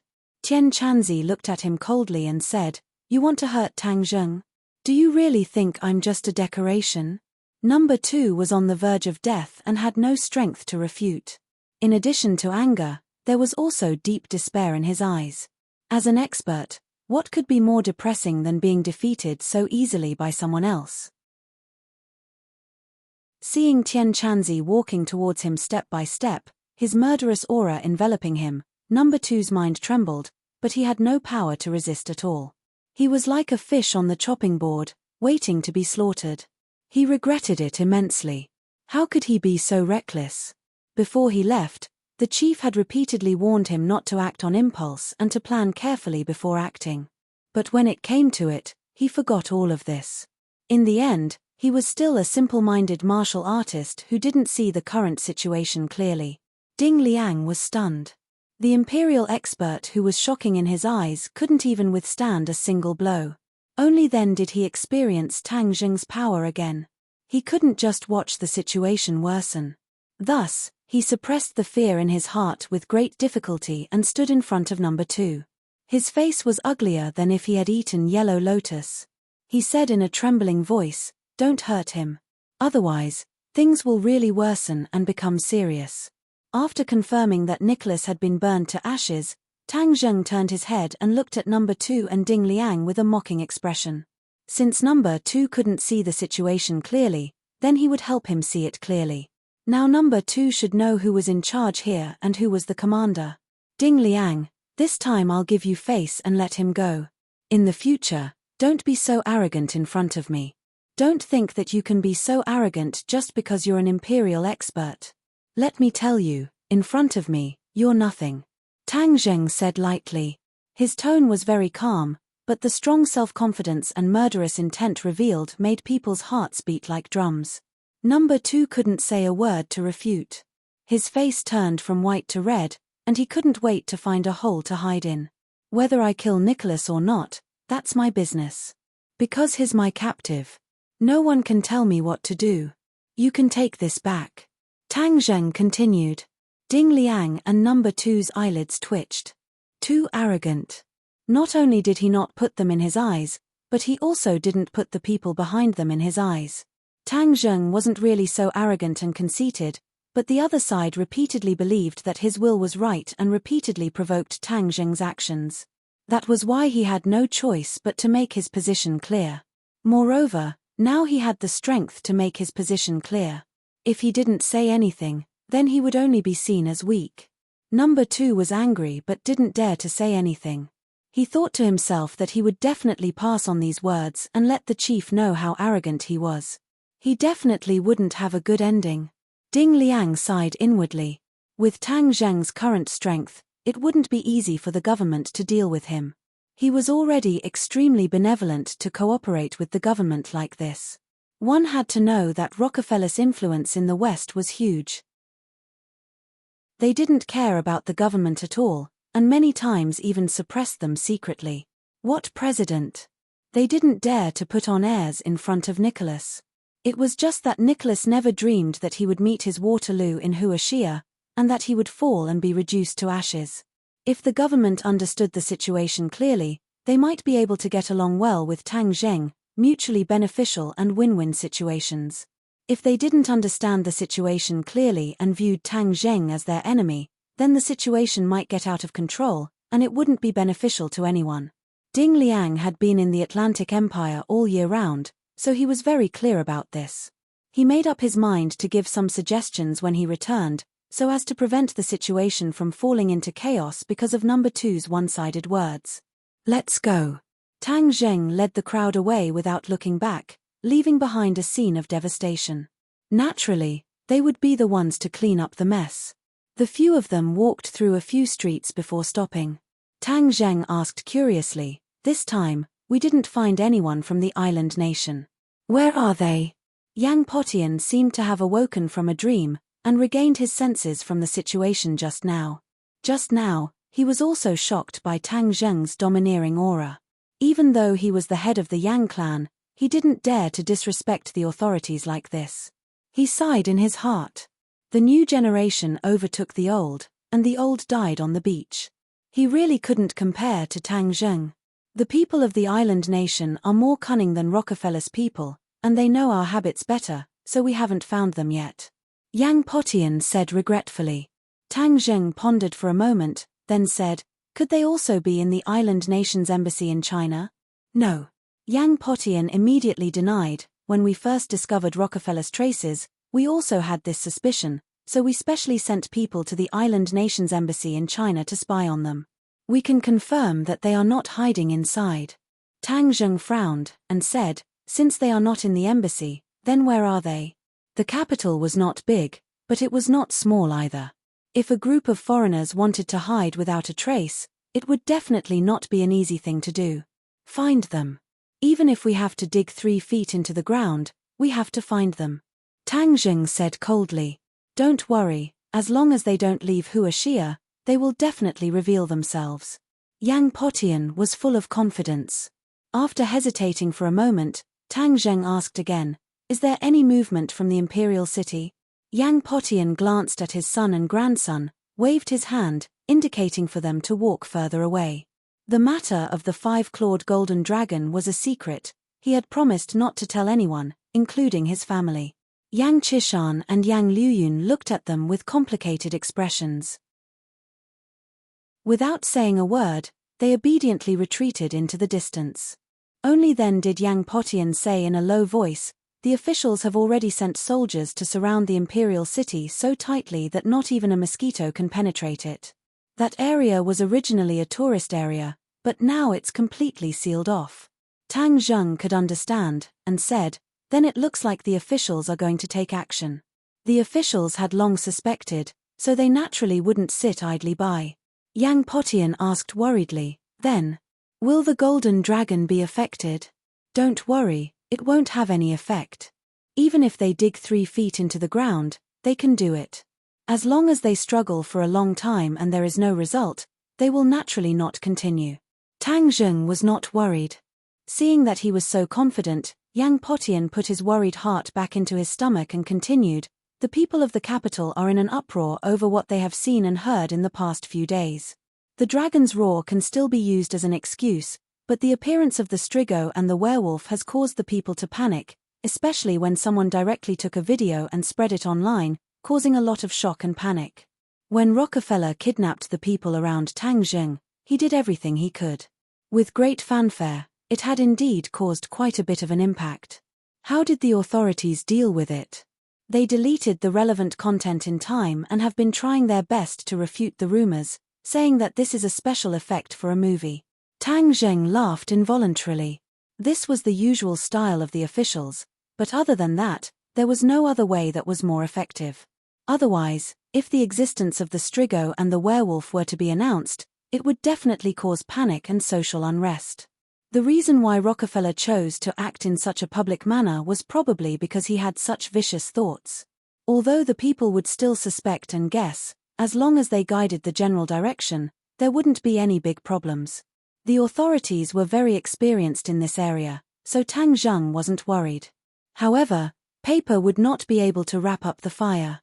In the future, when more cultivators appeared, or when the prophesied return of the demon clan's large army, or when the world ended, the existence of cultivators would no longer be a secret, and the people would eventually know. At that time, the world's structure would undergo an earth-shattering change. No matter what the direction of the world was, the key was to resolve the crisis in front of them. The appearance of the island nation made Tang Zheng extremely vigilant, because the island nation was definitely related to the 100 Transformations Star Lord. Chapter 891. Ding Liang and number 2 stood in front of the bureau chief in fear and trepidation. Number 1 and number 3 also stood beside them. Ding Liang reported his encounter with Tang Zheng in detail. The bureau chief's face was as dark as water. Number 1 and number 3 could no longer suppress the anger in their hearts. Especially when they saw the battered and heavily injured number 2, they couldn't wait to find Tang Zheng and settle the score.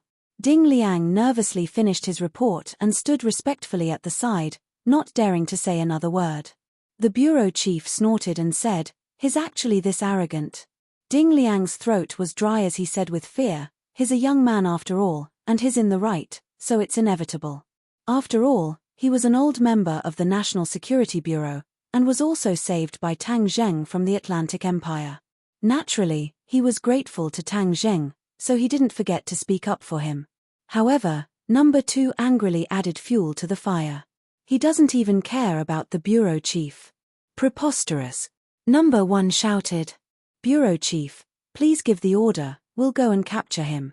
"Capture him for what? What do you want? Kill him?" the bureau chief asked in annoyance. "This kind of unstable factor can't be used by us, so we should get rid of him as soon as possible," number 1 said with a murderous look. Ding Liang trembled in fear.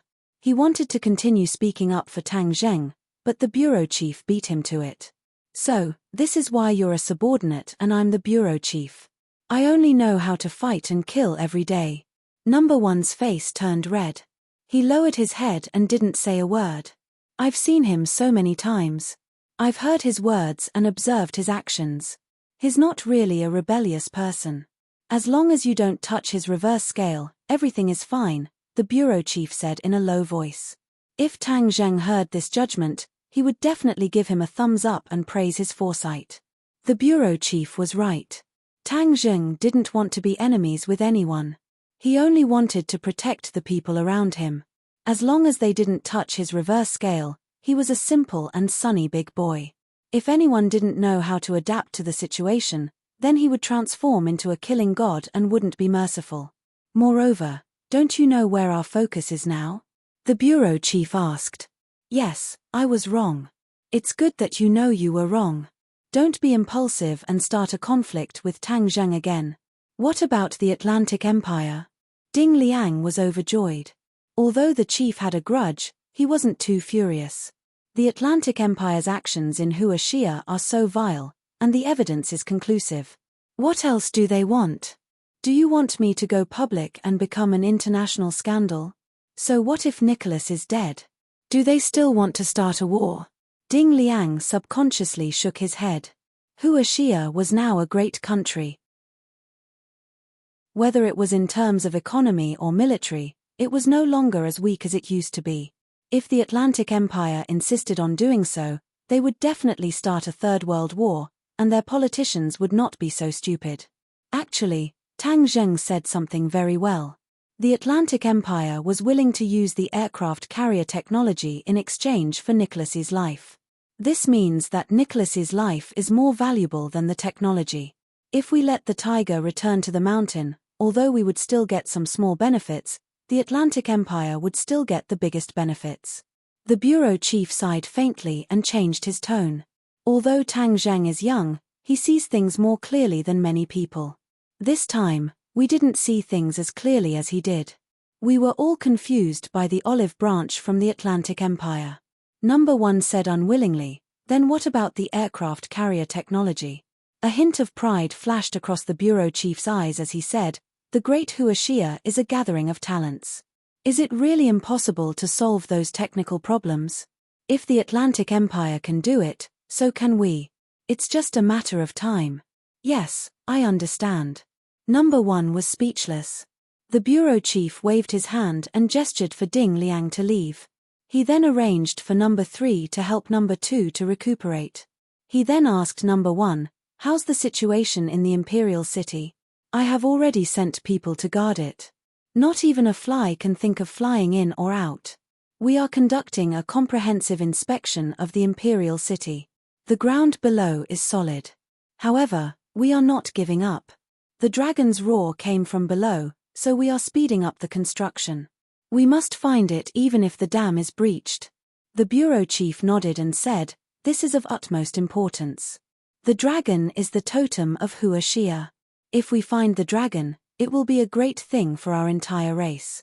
It is a blessing from the heavens to our Huashia. Just like the dragon god, our race and country will definitely soar and soar into the sky. Yes, I will do my best to complete this task. If you find anything, you must inform me immediately. I want to be the first to know, understand? I know before the other chiefs. Do you understand?" The bureau chief looked at number 1 sternly. Number 1 understood tacitly. Although the bureau chief stood at the top and was above millions of people, there were still competitors. This time, the competitors would definitely be paying attention to this matter. It was just that they were one step ahead and had the advantage. The dragon was very important. Whoever was the first to see the dragon, or even obtain the dragon, had a special meaning. Number 1 was very clear about this point, so he agreed without thinking. "Rest assured, bureau chief. I will make a military pledge. The dragon search mission will be completed perfectly. No one else can think of getting a share of it." The bureau chief smiled in relief. Night fell in the imperial city. The lights were still shining brightly, as if it was daytime. There was a sentry every 5 steps and a sentry every 10 steps. The security was very tight. Under the bright lights, the bombed ruins were already clear and clean. The hard stone slabs were also lifted up. Large machinery was working, excavating the ground. Bang! A large piece of soil was dug out from the ground and poured into the back of the car. Number 1 stood beside the car and stared at the hole on the ground that was getting bigger and bigger. It was as if a dragon would fly out from it at any time. His expression was serious, but it was hard to hide his excitement. If they really dug out a dragon, what kind of scene would that be? It was hard for him to imagine, but there was no doubt that it would be a scene that he would remember for the rest of his life. Outside the imperial city, there were still scattered tourists gathered yesterday. But after being driven away by the military police, no one dared to come here. Although the people were very curious about what happened in the imperial city, it was not difficult for the smart people to think that all this might have something to do with the roar that shook the sky. The two of them hid in a nearby forest and blended in with the dark environment. "Master, that roar came from the imperial city." "Oh, a dragon's roar. He, I didn't expect that there was a dragon hidden under the imperial city. Interesting, interesting. Then what should we do?" "Master will take you to see the real dragon." Yamata no Orokai wanted to turn into a dragon but didn't succeed. This time, let it succeed. Let's see it. After saying that, he stretched out his palm, and a strange giant snake with 8 heads wriggled its body in his palm. Yamata no Orokai had shrunk to the size of an earthworm. It obediently lay in the palm of 100 Faces Star Lord. Its 8 heads kept flicking their tongues, looking ferocious and terrifying. These two people were 100 Faces Star Lord and Junko. When Junko heard the dragon's roar last night, although she did not know what it was, she immediately reported it to her master. 100 Faces Star Lord had fled to the island nation. He was ready to bring Yamata no Orokai back to help him. Without the demon beast, he always felt that something was missing. Naturally, he had to bring a new servant with him. After hearing Junko's description, 100 Faces Star Lord immediately deduced that it must be a dragon's roar. Although he had never seen a real dragon, he was after all a person from ancient times. Although he had never eaten pork, he had seen pigs run. Naturally, he knew more than ordinary people. Junko's eyes flickered. She could not hide her surprise. Dragons are a legendary existence. Can we really see one? Of course, but I don't know why there is a dragon in the imperial city. It's strange, 100 Faces Star Lord muttered to himself suspiciously. You said that Tang Zheng and others were also in the imperial city when the dragon's roar sounded, right? Yes, according to reliable information, that was the case. At that time, Song Yu buried explosives in order to kill him, but unexpectedly, it did not kill him. Instead, it caused the dragon's roar. Junko nodded. These days, she had been hiding from her opponent's tracking. It was very difficult to hide, but she had also collected a lot of information. 100 Faces Star-Lord frowned. So he also heard the dragon's roar. He was here at that time, so it is impossible for him not to investigate. Has he found anything? Master, according to my judgment, he should not have. If he had found something, then the Hua Xia officials would not have put the imperial city under martial law. The dragon must not have appeared. Junko analyzed. 100 Faces Star-Lord thought for a while and said, that makes sense. Then it can only mean that Tang Zheng is not capable enough to find the real dragon. Then it will be easy for me. Junko asked curiously, Master, what should we do after we find the real dragon? 100 Faces Star-Lord's eyes flashed with cold light. He laughed and said lightly, slay the dragon. Slay the dragon? Junko's heart beat wildly. Her master actually wanted to slay the dragon. This was too bold. It was not something she dared to think about. However, this also made her blood boil. Only by following such a master could she achieve greater things. This life was 1,000 times more interesting than the life in the imperial tutor's residence. Now, she had broadened her horizons. She was no longer limited to the imperial tutor's residence or the island nation. What benefits does slaying the dragon bring us? She could not hold back her curiosity and asked. 100 Faces Star-Lord's gaze fell on Yamata no Orokai and said with a smile, a dragon is a good thing. Everything on its body is a treasure. It is like a priceless treasure house. Junko's interest was greatly increased. Her eyes lit up. Master, after I eat the dragon's inner core, I can also transform into a dragon. Yamata no Orokai suddenly said. Yes, I will not forget you. I will help you realize your dream. I also look forward to having a dragon as a servant. Yamata no Orokai hurriedly said, after I become a dragon, I will do my best to go through fire and water for Master. 100 Faces Star-Lord laughed dryly. Yamata no Orokai had no choice but to be so docile. Even if it transformed into a dragon, it would not be able to escape from 100 Faces Star-Lord's grasp. This was because he had used a secret technique to imprint a mark on Yamata no Orochi's soul. Unless he removed the mark on his own accord, Yamata no Orokai would have to listen to him no matter how powerful it became. Otherwise, he could take Yamata no Orochi's life with a single thought. Chapter 892. The night was like water. The soldiers were busy, but no one realized that the sky above them was even darker, as if dark clouds were pressing down on them. Suddenly, a strong wind blew and sand filled the sky. The wind blew so hard that people couldn't open their eyes. People were thrown off their feet and their horses were thrown off their feet. Screams rang out everywhere. What happened? Number One's eyes widened. The wind and sand did not affect his vision at all. This wind was too strange. There must be something wrong with this abnormal situation. Suddenly, a terrifying pressure came from above his head.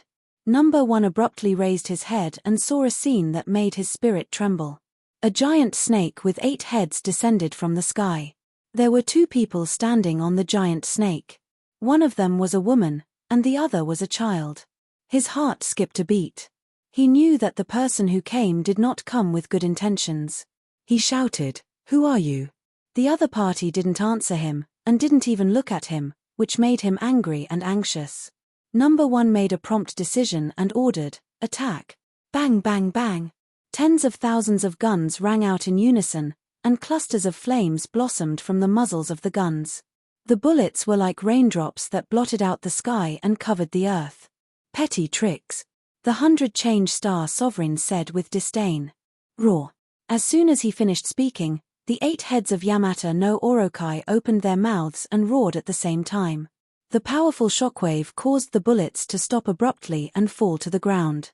Yamata no Orokai landed on the ground with a loud bang, crushing several large machines into pieces. Many people who were unable to dodge in time were also crushed into minced meat. Number One's expression changed and his eyelids twitched. The enemy was too powerful, beyond his imagination. Orokai. He finally remembered what this monster was. Wasn't this the Yamata no Orokai that was mentioned in the information collected some time ago? Why had this monster come to Hua Xia and even come to the Imperial City? He was not an idiot, and immediately thought of that dragon's roar. Could it be that it had also come for this? Who were the two people standing on the back of Yamata no Orokai? He stared at the child without blinking. Suddenly, a stroke of inspiration struck him and he immediately guessed who it was. He could not help but exclaim, "100 Change Star Sovereign." The 100 Faces Star Sovereign turned out to be a child, just like the rumors said. The other one must be a pure-blooded child. The government was well aware of the island nation's arrival in China, so it was not difficult to guess Junko's identity. Immediately, Number 1 felt the pressure of Mount Tai bearing down on him. Facing these masters, how could he still have his usual confidence? However, the responsibility on his shoulders did not allow him to retreat. Instead, he took a step forward and shouted in a bluff, "Why aren't you leaving? This is not a place where you should be." The 100 Changes Star Sovereign did not even look at him.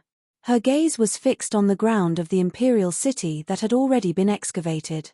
Seeing that Number 1 was still making a racket, 100 Faces Star Lord swept his sword-like eyebrows and said unhappily, "Make him shut up." After saying that, he lightly landed on the ground with Junko, and Orokai turned around and attacked Number 1. The body of the Yamata no Orokai was huge and incomparably ferocious. When it opened its bloody mouth, a gust of fishy wind blew over. Number 1 sensed danger and retreated. With a flick of his wrist, a black iron whip flew out. This iron whip was thick and black, and each section had barbs shining with cold light. As long as one was hit by the iron whip, it would not end well. However, the Yamata no Orokai ignored it and went straight in. Its huge tail swept and collided with the iron whip, causing sparks to fly everywhere. The iron whip did not hurt it at all. It was all blocked by the scales on its body. Instead, Number 1 was pushed back by a strong force. The other soldiers did not retreat and kept pulling the trigger. Some even took out their rocket launchers and aimed at the Yamata no Orokai. Whoosh! With a sharp sound, the rocket flew out and hit the Yamata no Orokai. After a huge explosion, the ground was full of holes, but the Yamata no Orokai was unharmed. However, this explosion undoubtedly angered the Yamata no Orokai. It looked up to the sky and roared like a killing machine. Using both its head and tail, it swept towards the people with a biting cold wind. These soldiers did not have the skills of Number 1. Immediately, they were thrown off their feet and screams could be heard everywhere. Many people were sent flying and fell to the ground dead. Some were even directly cut in half at the waist. It was extremely miserable. For a moment, the imperial city became like a battlefield. The crazy Yamata no Orokai was extremely powerful. It was not something they could resist at all. Even if they had guns and cannons, it was too late to use them. Number 1 looked at this scene with his heart bleeding. It was not because of the death of these soldiers, but because of the mission. With this group of people interfering, wouldn't his mission be ruined? He even made a military order in front of the chief. Now, it seemed like a joke. Whoosh! A ferocious mouth attacked Number 1. Number 1 hurriedly retreated, barely dodging the attack. He swung the iron whip in his hand at the palace wall, wrapping it around a protrusion on the wall. With a leap, he flew out of the palace along with the iron whip. Roar! Yamata no Orokai would not let him go. It twisted its huge body and directly crushed the wall. This was the center of the imperial city and there were many palaces. Therefore, wherever Yamata no Orokai passed, the surrounding buildings were swept down and turned into ruins. This scene was too big, especially in the quiet night. It had already alarmed the people in the capital. Many people quickly gathered here, wanting to see what was going on. After all, the military police had cordoned off this area during the day, which had aroused the curiosity of many people. However, the government reacted even faster. After all, they had been paying attention to the imperial city. After hearing the commotion in the imperial city, a large number of reinforcements immediately rushed over. When they rushed into the palace gate, they happened to see Yamata no Orokai catching up to Number 1. Its huge tail directly broke Number 1's iron whip and ruthlessly lashed at Number 1's body. Number 1 was in the martial king realm. However, he was still crushed in front of Yamata no Orokai. Number 1 knew that he could not avoid it. He hurriedly channeled his power to protect the vital parts of his body and growled. Bang! Number 1's body trembled violently. He spat out a mouthful of blood and his face turned pale. It was clear in the dark night. He flew far away and smashed a big hole in the wall. Yamata no Orokai wanted to chase after him, but the reinforcements finally made their move. Bang! Bang! Bang! Gunshots rang out, splashing sparks on Yamata no Orochi's body. Number 1 climbed up from the ruins of the drill bit. He did not care about the dust on his body and looked back in a sorry state. Yamata no Orokai was being sniped by powerful firepower and could not chase after him for the time being.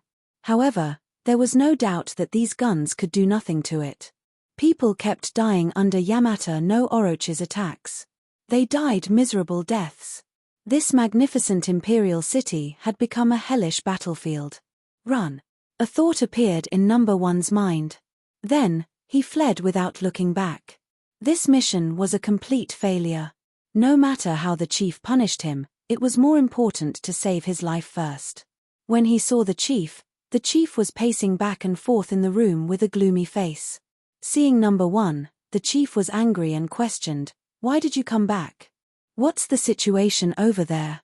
Number 1 lowered his head in shame and said, "Chief, please punish me. The enemy is too strong. We can't stop them at all." Strong? Who are they? The chief obviously did not have the first line of information.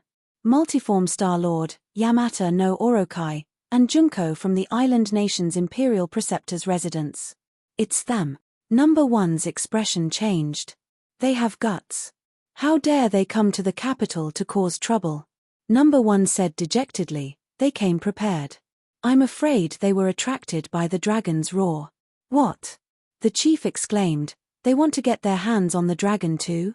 "Definitely.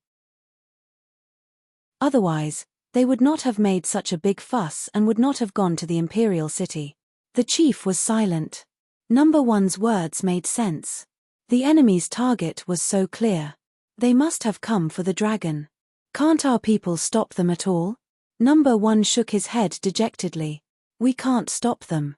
They are too strong. A bunch of good-for-nothings. You usually brag about how strong you are. Why can't you do it at the critical moment?"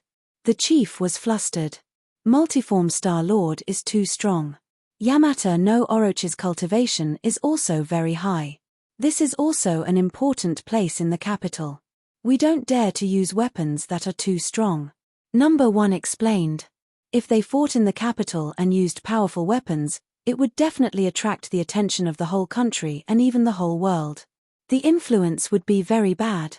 Number 1 was just a martial artist. He did not dare to make such a decision. At this juncture, what's the point of thinking about that? Don't we still have the mechas?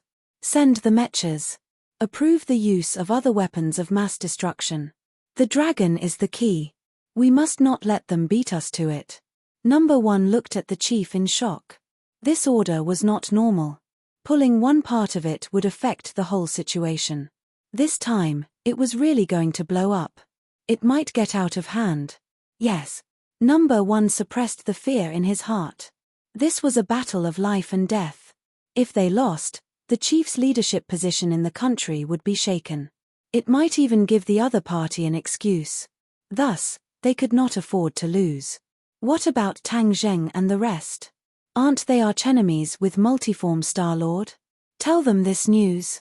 They probably won't sit back and do nothing. The chief pondered for a while and ordered. What if they want to get their hands on the dragon too? Chimph, stupid. Is it easier to deal with Tang Zheng or Multiform Star Lord? The chief scolded. Of course it's Tang Zheng. Then let's not worry about it. Let's deal with Multiform Star Lord first.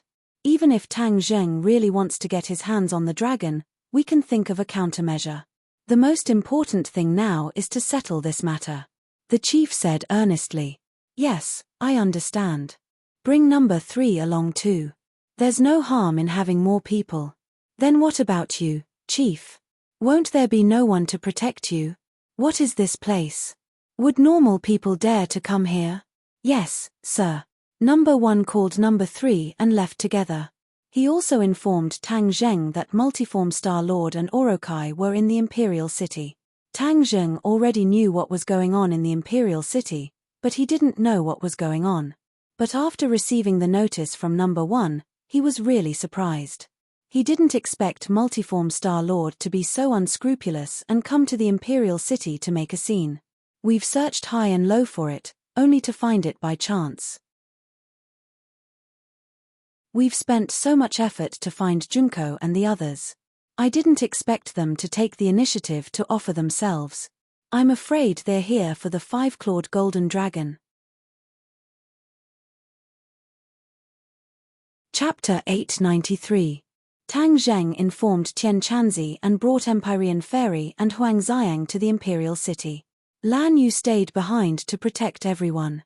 Empyrean Fairy was very interested when she heard that Changeable Star Lord had appeared again. The three of them rushed to the Imperial City at lightning speed, only to find that the Imperial City was surrounded by soldiers. Sounds of fierce fighting could be heard from the crowd. Let's go in from the sky. Tang Zheng flew on his sword and brought Huang Xiang into the Imperial City silently. While they were still in the air, they could clearly see the situation below.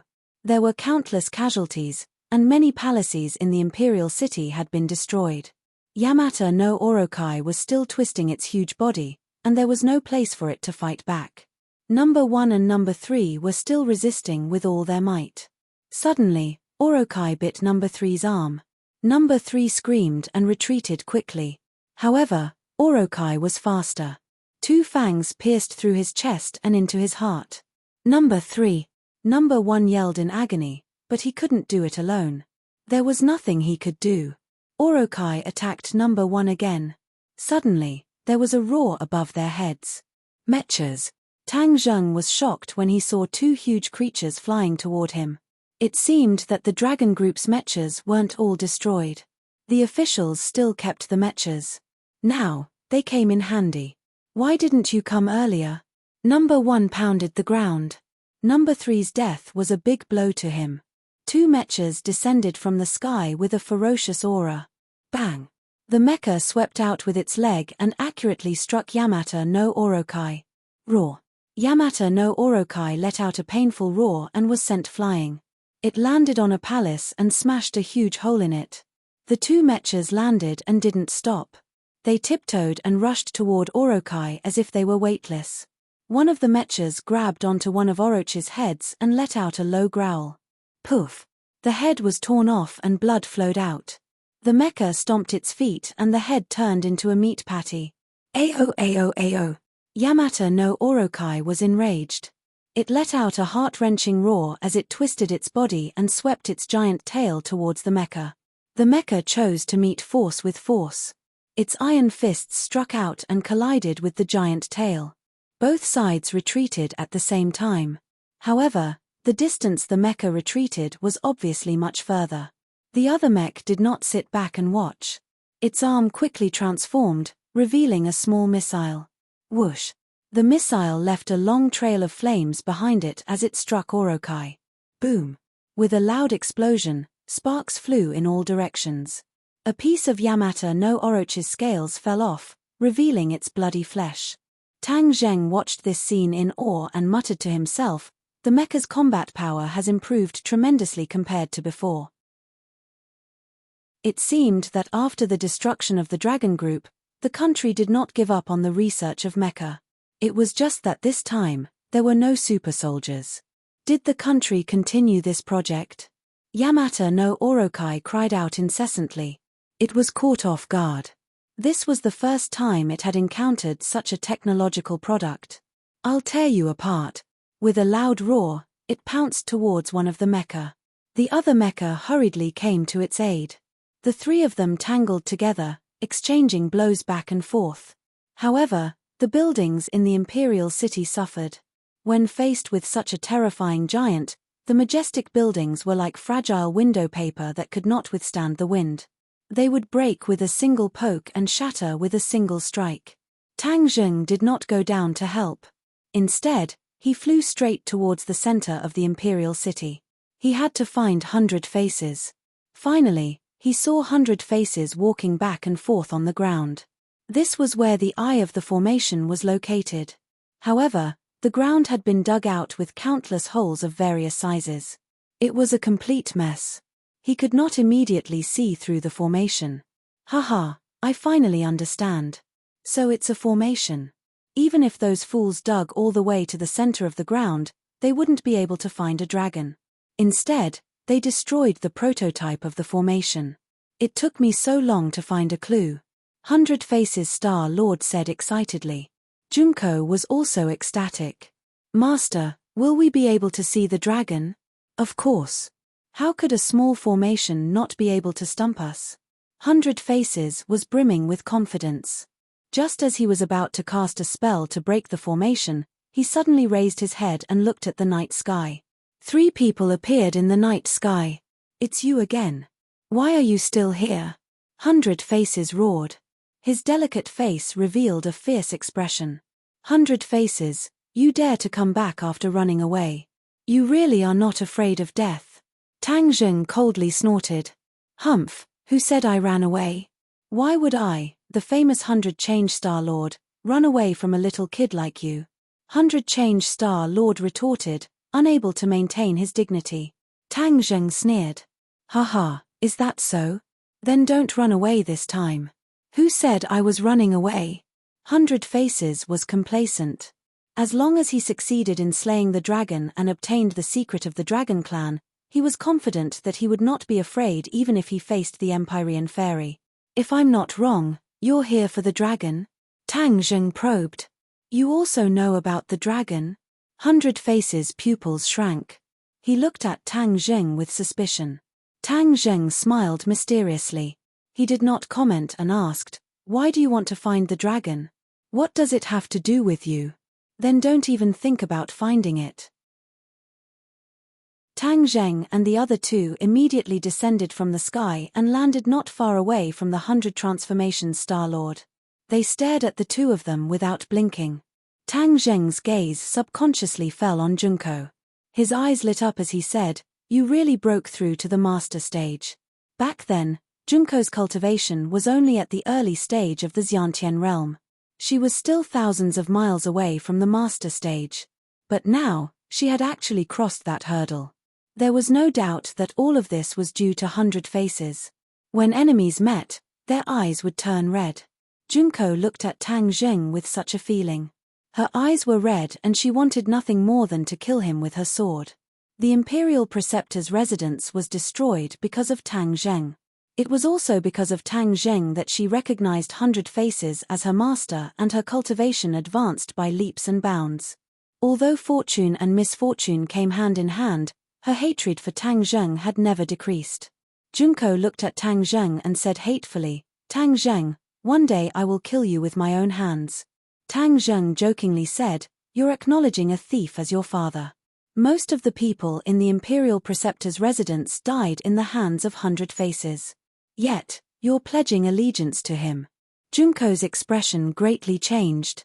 This was an eternal scar in her heart. She saw with her own eyes that 100 Faces killed the people in the Imperial Preceptor's residence. Moreover, the Imperial Preceptor's death in the mouth of Yamata no Orokai was also tacitly approved by 100 Faces. Therefore, in truth, the 100 Faces Starlord was her enemy. Island nation people always liked to acknowledge a thief as their father. For example, when the island nation was defeated by the Atlantic Empire, they even ate 2 atomic bombs and suffered heavy casualties. But after the war, the island nation begged for mercy from the Atlantic Empire. They even allowed the Atlantic Empire to station troops in their country. This was simply a loss of power and humiliation. But in the eyes of the island nation people, they were never tired of it and had a good impression of the Atlantic Empire. One had to say that this was a cheap thing. Junko was no exception. She had inherited her own ethnic characteristics. Nonsense. Our island nation will rise under the guidance of Master. We will complete the mission that we failed to complete in the past. Our strong ships and sharp cannons, our iron hooves will step on the land of Huashia. Junko's veins were bulging as she shouted herself hoarse. Tang Zheng's eyelids twitched as he sternly said, you still want to kill our Huashia. Since that's the case, then I can't let you live. With Master here, do you think you can kill me? Junko hid behind 100-Face Star Lord and said fearlessly.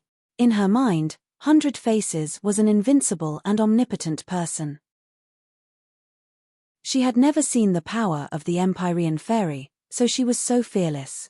100 Faces looked at them and said, I don't want to talk nonsense with you. I will deal with you after I find the dragon. He hurriedly circulated his power and was about to open the array. Stop! Tang Zheng shouted. How could he let him do as he wished? He drew his bow and shot the shooting sun arrow. Su. 100 Faces had seen the power of the shooting sun arrow and did not dare to underestimate it. He pointed his finger and the debris on the ground flew up and condensed into a long spear to meet the shooting sun arrow. Peng! With a loud explosion, the long spear was destroyed and the shooting sun arrow's attack was greatly reduced. Tang Zheng had already used this opportunity to appear in front of 100 Faces. He did not have time to activate the array. Go to hell! When the 100-formed Star Sovereign saw this, he grabbed at the void with both hands. The stone slabs on the ground shook violently and then broke free from the ground. They flew up and turned into fine powder. In an instant, the powder changed shape and formed a giant palm. The gigantic palm descended from the sky, causing Tang Zheng to immediately raise the War Soul Sword, causing the sword light to shine brightly. With a low roar, he prepared to slash at the 100 Transformation Star-Lord, but he saw a black shadow take a step forward and rush into the sky. Peng! The giant palm exploded and sand filled the sky. A figure staggered and fell to the ground. It was like a heavy artillery shell hitting the ground. Dust filled the sky and the ground cracked inch by inch. It was a spectacular sight. Huang Xiang. He had actually made a move before the Empyrean fairy. Huang Xiang's thinking was simple. As long as Tang Zheng was threatened, he would rush forward without hesitation. Moreover, his strength was equivalent to a 9th-grade golden core and he had the invincible Vajra body. He had actually withstood the power of the palm. Hey! The 100 Transformations Star Lord cried out in alarm as he looked at Huang Xiang in astonishment. Huang Xiang gave off a sinister aura like that of a ghost and was extremely powerful. Puppet! Tang Zheng, you actually nurtured a puppet expert. The 100 Transformations Star Sovereign saw through Huang Xiang's background with a single glance. Junko looked at Huang Xiang in shock. With her eyes, she could see that this person's strength was far above her own. Moreover, he was Tang Zheng's puppet. She could not help but feel a little apprehensive. Just how many mysterious methods did he have? You have quite a lot of tricks up your sleeve. You surprised me, but that's all. 100 Faces snorted and his hands changed shape. Instantly, the aura of the entire area changed, and the ground started to shake. Tang Zheng, dodge! Empyrean Fairy suddenly shouted and stood in front of Tang Zheng to protect him. Boom! A formless chi covered the sky and covered the earth, bombarding in front of Tang Zheng, causing him to stagger backwards. If not for the 9 Heavens mystical maiden protecting him, he would have suffered quite a bit. He was still too weak against 100 Faces. Chapter 894. Seeing that Xian Envy of the 9 Heavens had summoned the painting of mountains and rivers of the gods of earth and veil, Celestial Lord of the 100 Faces also summoned the heavenly water banner. The banner flickered and swept toward Xian Envy of the 9 Heavens. The two had fought before and were relatively familiar with each other's routines and methods. They understood that this was going to be a long battle. Their cultivation levels were similar, but the mountain river map was obviously more powerful than the sky water banner, so the Empyrean Fairy had the upper hand from the beginning. Tang Zheng turned his eyes and stared at the almost sluggish Junko. She didn't expect that Tang Zheng would have such a powerful helper, and it was even a woman. She couldn't help but imagine how wonderful it would be if she was as powerful as the Empyrean Fairy. But she immediately realized how bad her situation was because Tang Zheng's eyes had locked onto her. She felt the danger and subconsciously retreated, wanting to hide in the darkness. How could Tang Zheng let her have her way? With a light tap of his foot, he shot out like an arrow. War spirit slashed out and she quickly used her sword to resist, But how could her swordsmanship be compared with Tang Zheng's? She was only at the first level of the supreme power realm, which was absolutely powerful for ordinary people, but not for Tang Zheng. Clang! The two swords collided. With just one sword, she felt her arm tremble violently and her palm go numb. The long sword almost flew out of her hand. Seeing Tang Zheng thrusting his sword again, this time even more powerful, she couldn't resist at all. She quickly used ninjutsu. Whoosh! The War Soul sword missed and slashed into the ground, creating a huge crack. Where is she? Tang Zheng frowned and looked around, but there was no sign of her. He suddenly remembered the ninjutsu in the Imperial Preceptor's residence. There was no doubt that she had used ninjutsu, and her level was more powerful than the Imperial Preceptor's. It's just a ninjutsu, an insignificant skill. Tang Zheng roared as he activated Battle Soul and slashed out 81 times in the air. In an instant, the surrounding area of several tens of meters was enveloped by sword cheese. The ground was slashed into pieces by the sword cheese, and even the air seemed to have been torn into pieces. Only the multiform Star-Lord and the Empyrean Fairy were unaffected. Their battle was extremely intense. Everywhere they passed, it was as if a hurricane had passed through. Everything was shattered into pieces. It was a complete mess. Tang Zheng sighed in his heart. After this battle, more than half of the Imperial City would be destroyed, and the culprit behind all of this was Song Yu. If he had not used explosives, the array formation would not have been damaged, and the dragon's roar would not have come out. But it was too late for that now.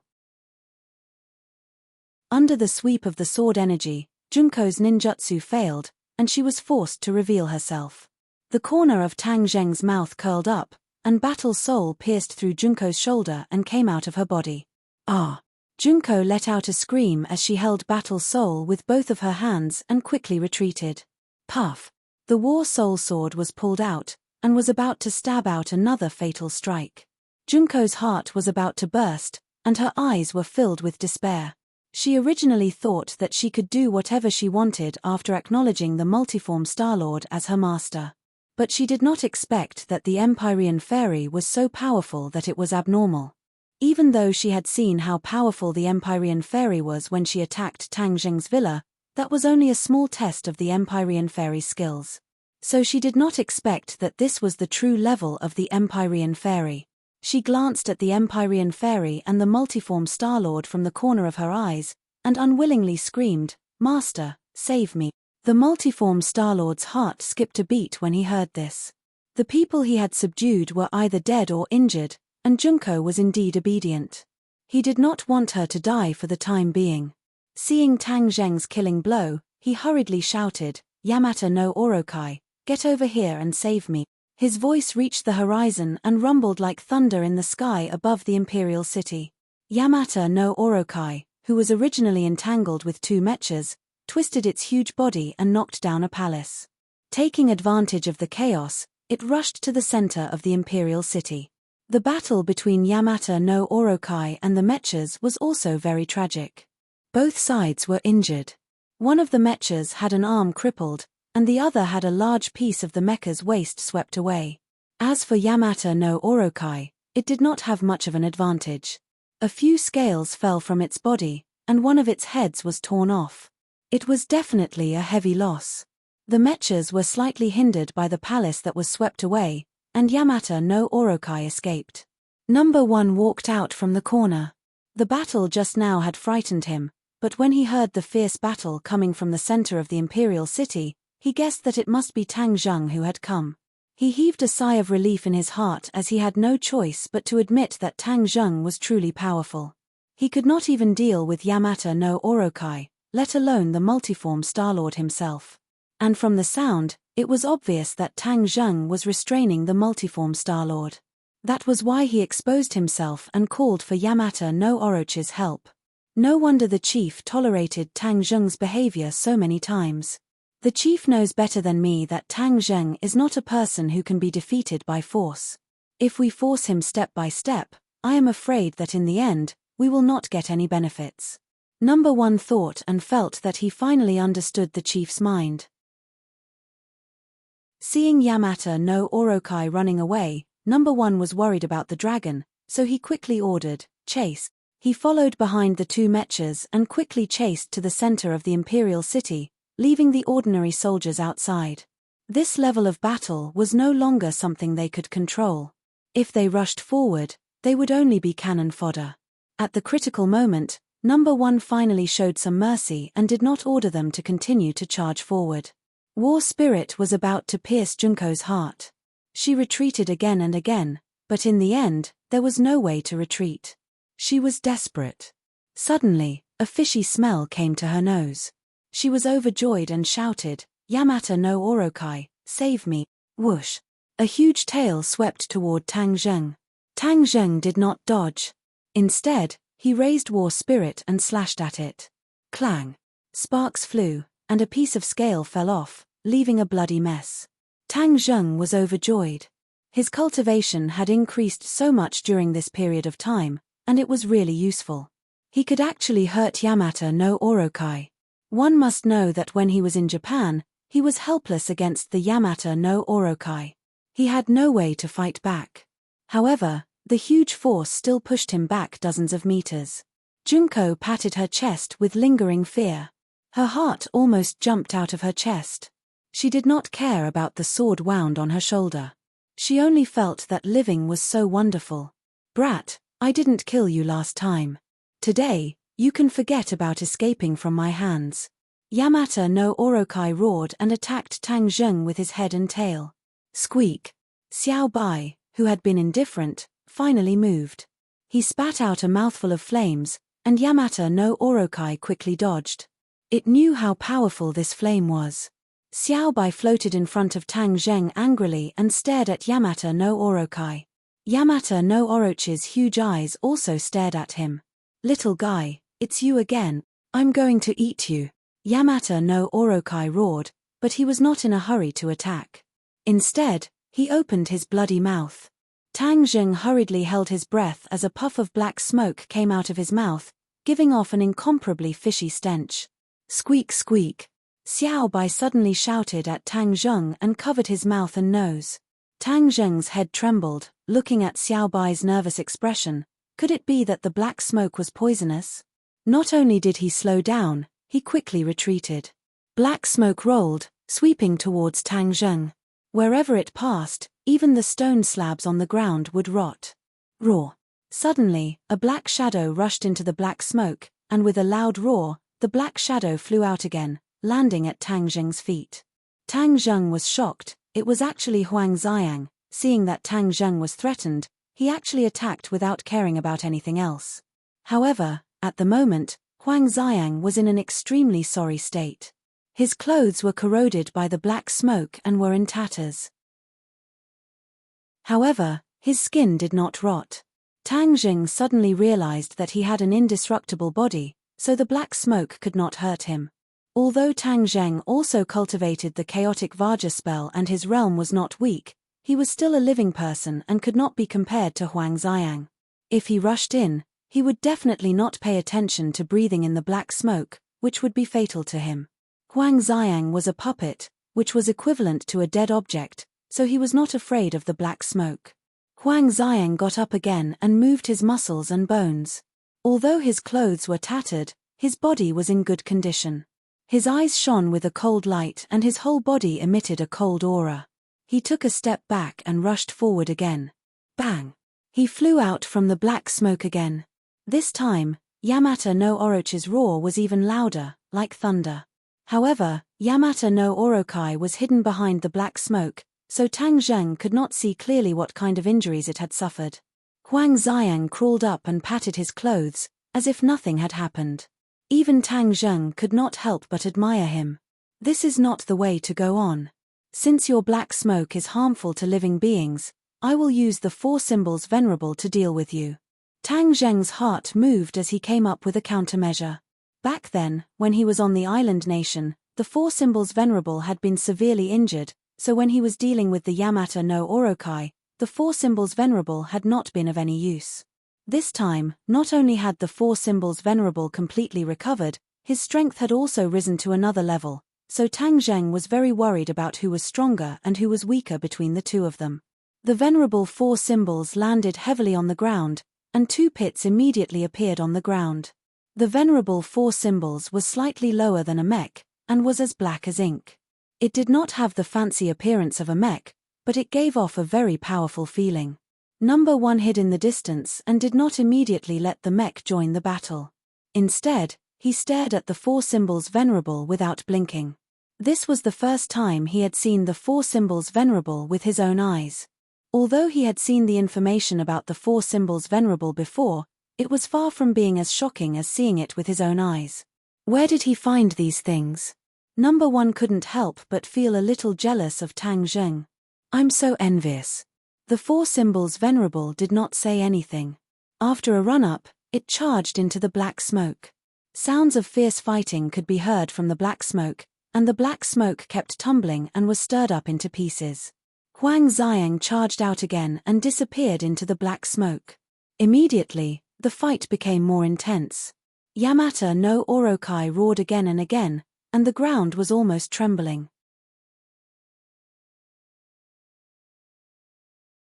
Chapter 895. The battle between the three powerhouses was earth-shattering. Cracks spread out from the black smoke as if the mountains were collapsing. Whoosh! Huang Xiang flew out again, but this time, he was holding a huge, hideous head in his hand. He took the opportunity while Yamata no Orokai and the four symbols were fighting fiercely to take down one of its heads. He was indeed powerful. Tang Zheng could not help but be shocked. He thought to himself that the heaven monk was truly awesome, to actually nurture such a powerful puppet. Speak of the devil. A ray of sword light fell from the sky and slashed at the black smoke. The sword light disappeared, and blood soared into the sky. Yamata no Orochi's hysterical roar could be heard. Tang Zheng was slightly delighted. He quickly looked up and saw Tian Chanzi floating in the air with a sword in his hand. His long hair fluttered in the wind, and he looked like an immortal who had descended to the mortal world. He didn't stop after the first strike, and quickly slashed out a few more times. Immediately, the black room churned, and Yamata no Orochi's enormous body rushed out of the black smoke, while the four symbols venerable and Huang Xiang chased after it like a shadow. Number 1 watched this scene in the dark and was still in shock. Seeing Yamata no Orokai rushing towards him, he quickly shouted, "Stop it!" Two mechas rushed forward. Their huge iron fists tore through the air and smashed onto Yamata no Orochi's head. Bang! Two of its eyeballs exploded. Yamata no Orokai let out a roar, but it didn't retreat. It took the opportunity to bite the mecha's arm. Poof! The arm was torn off, and sparks flew from the broken arm. The other snake head also attacked. Its bloody mouth fell from the sky. The mecha didn't have time to dodge and its head was bitten. Bang! An intense electric current crackled. Sparks flew everywhere. The mecha's head was separated from its body and it fell to the ground. There was a loud crash, and dust flew everywhere. Number 1 watched this scene with his heart bleeding. This mecha wasn't cheap, and it was destroyed just like that. The other mecha took the opportunity to grab one of its tails. The missile on its arm directly bombarded the tail at close range. With a loud explosion, blood filled the sky as the tail was blown away. Yamata no Orokai continued to struggle and roar, but to no avail. The other pursuers had also arrived.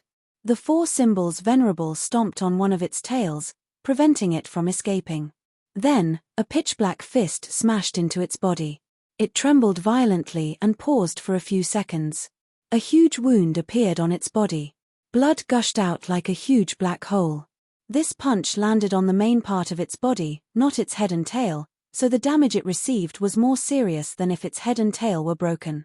Tian Chanzi descended from the sky, and his long sword opened a huge trench-like wound on Orochi's body. Yamata no Orochi's struggle slowed down. Anger and despair coexisted in its eyes as it roared unwillingly, "Master, save me." Hundred Face of course saw a group of people besieging Yamata no Orokai, but he couldn't do anything. He was too reckless. He thought that he could easily find Dragon.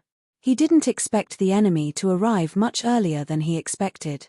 Even the strength of the government's counterattack was beyond his imagination. The mecha wasn't easy to deal with. Besides, If he hadn't searched the ground for so long before finding the array, he would have activated the array to find dragon. Hold on. 100 Face couldn't even take care of himself. How could he save Yamata no Orokai? He knew that this couldn't go on. He had to find dragon. Otherwise, all his sacrifices would be in vain. The moment he was distracted, the Empyrean fairy's attack came. As if struck by lightning, he fell from the sky and smashed into the ground. Dust filled the air, and a huge pit several meters deep was created. The Empyrean maiden was about to follow up with another attack when she suddenly shouted, "Oh no!" Her figure flashed and she jumped into the huge crater, disappearing into the dust without making a sound. Tang Zheng had been paying attention to the situation. When he heard the Empyrean fairy's scream, he immediately noticed something was wrong. His expression changed slightly. 100 Face of Face has found the array. He is activating it. He rushed to the big pit. However, the array had been closed. There was no one in the big pit. Obviously, 100 Face of Face and the Empyrean fairy had both entered the mysterious space under the Imperial City. He didn't look back. He immediately activated the array and chased after them.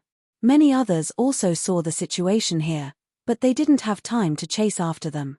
Especially number 1, he had already guessed a little, but he could only sigh and feel powerless. Yamata no Orokai was attacked one after another. He was already exhausted. His futile struggle was getting slower and slower. Junko was hiding in the dark far away. Seeing this scene, her heart was as cold as ice. She knew that this operation had gone down the drain. If she didn't leave now, she wouldn't be able to leave until her opponent regained his senses. Therefore, she fled without looking back. She didn't care about 100 Face of Face and Yamata no Orokai at all. After such a big battle, the Imperial City was no longer as tightly guarded as before. Therefore, Junko found a loophole and escaped from the Imperial City. Moreover, when everyone's attention was attracted to the Imperial City, she sneaked out of the capital. She didn't dare to stay for a moment. She directly returned to the island nation. Yamata no Orokai was not so lucky. He was already full of wounds. After being attacked by the joint attack, he fell to the ground with a bang. It was difficult for him to get up again. I, Yamata no Orokai, have lived for thousands of years. I didn't expect that I would fall into your hands in the end. I can't accept this. Yamata no Orochi's pupils were like huge lanterns. He roared unwillingly. You escaped from Huashia. Now that you dare to come back, you should know what will happen to you. You have only yourself to blame. Don't you know how many people have died in your mouth? For the souls of those who died unjustly, taking your life is the right thing to do. Tian Chanzi said righteously. Tang Zheng once told him that during the disaster of Huashia, the island nation secretly transported tens of thousands of people from Huashia and stuffed them into the stomach of Yamata no Orokai. That was why its strength could recover so much. No less than 100,000 people died in its stomach. This kind of evil beast was not killed to appease the anger of the people. Even if Tian Chanzi had a firm mind, when he heard the news, he was furious. Being able to kill Yamata no Orokai was an explanation for the people who died.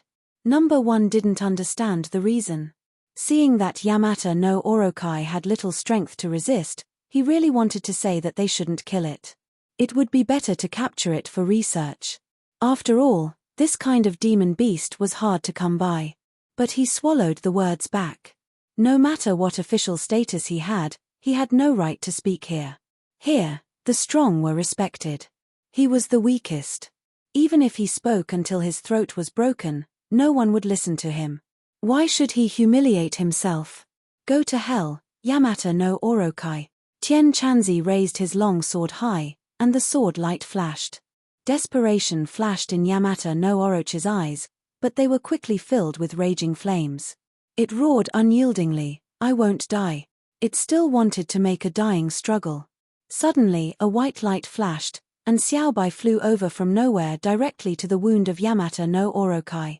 Yamata no Orochi's movements were half a beat slower. Although it clearly saw Xiaobai's movements, it still couldn't stop it. Xiaobai's 2 pairs of small claws fell on the wound of Yamata no Orokai. With a scratch, a piece of scale was peeled off. With a flash of white light, Xiaobai disappeared. Roar! Then, Yamata no Orokai let out a heart-wrenching scream, which was particularly terrifying and shook the wilderness. Its huge body kept twisting on the ground. In the end, it directly rose into the air and fell heavily. The others were shocked and quickly retreated. Yamata no Orokai crazily used its head and tail. With a rumbling sound, the buildings of the imperial city were destroyed. Tian Chanzi looked thoughtfully at the struggling Yamata no Orokai and muttered to himself, "Interesting. This little guy actually knows that it's a good thing." What was it? Number 1 was confused and looked at Yamata no Orokai blankly. Then why did Xiaobai do that? Suddenly, Yamata no Orochi's body twitched and completely stopped struggling. Its eyes were wide open, but it had lost its color and vitality.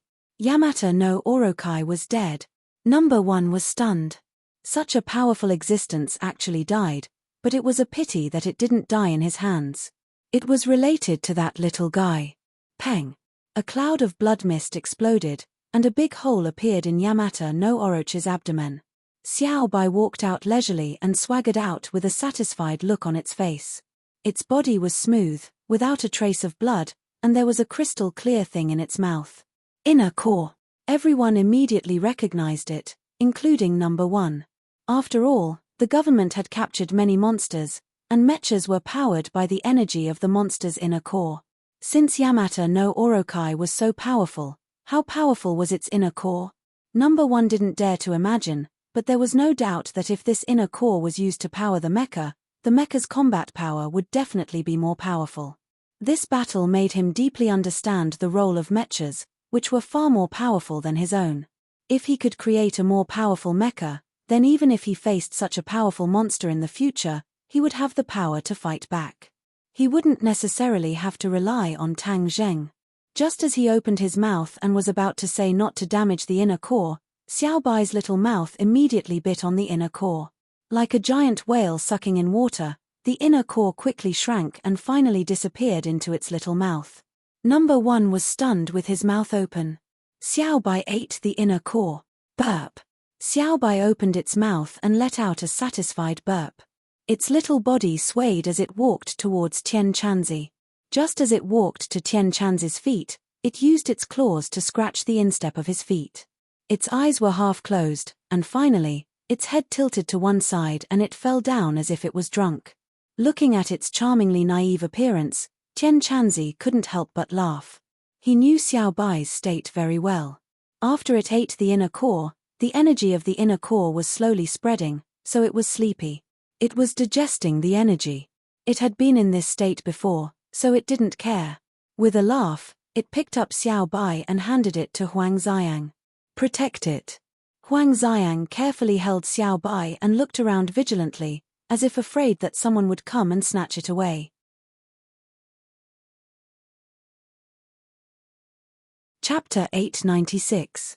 Number 1's gaze moved away from Xiaobai and landed on Tian Chanzi. Now that Orokai was dead and Tang Zheng and the others had disappeared, he was at a loss. Tian Chanzi didn't even look at him and glanced at the center of the imperial palace. He knew that they must have gone to that place. It wasn't good for him to chase after them in front of so many people. He had to stay in guard so that Number 1 and the others wouldn't dare to act rashly.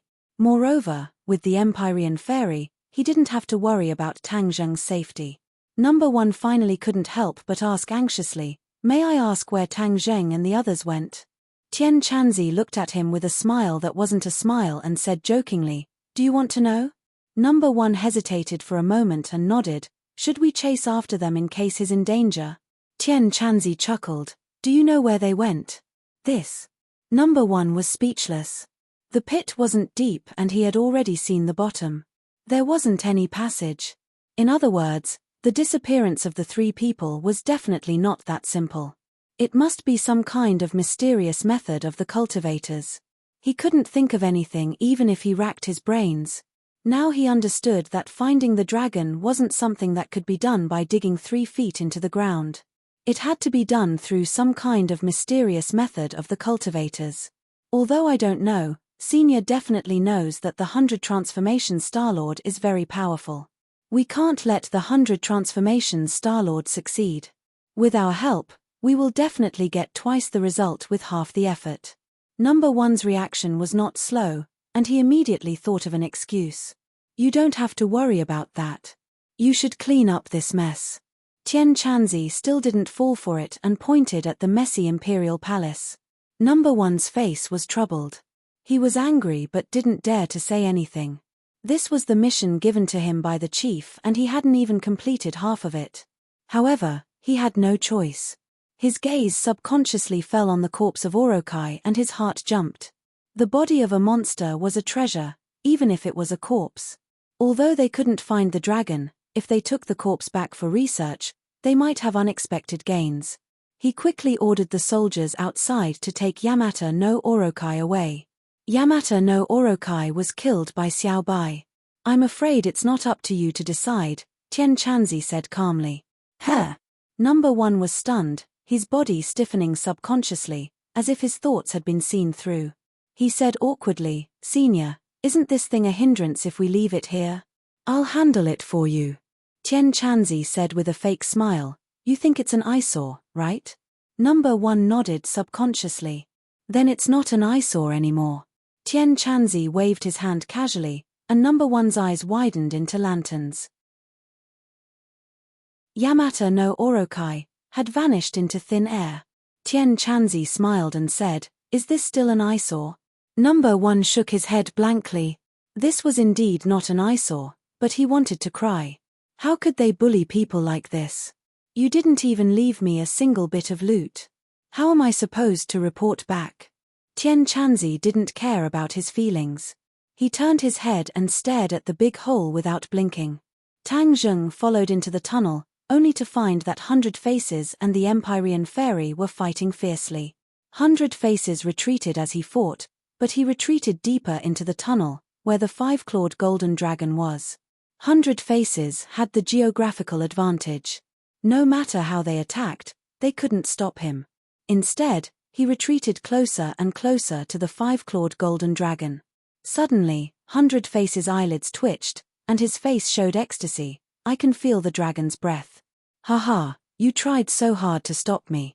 Do you really think you can succeed? He blocked the Empyrean Fairy with one move and ran back without looking back. In an instant, he arrived at the hall where the 5-clawed golden dragon was imprisoned. He looked up and his eyes were filled with disbelief. He exclaimed, the 5-clawed golden dragon, it's the 5-clawed golden dragon, ha ha ha. His laughter echoed in the hall. Clatter. The 5-clawed golden dragon looked at the uninvited guest and twisted his body. The iron chains on his 5 claws made a crisp sound.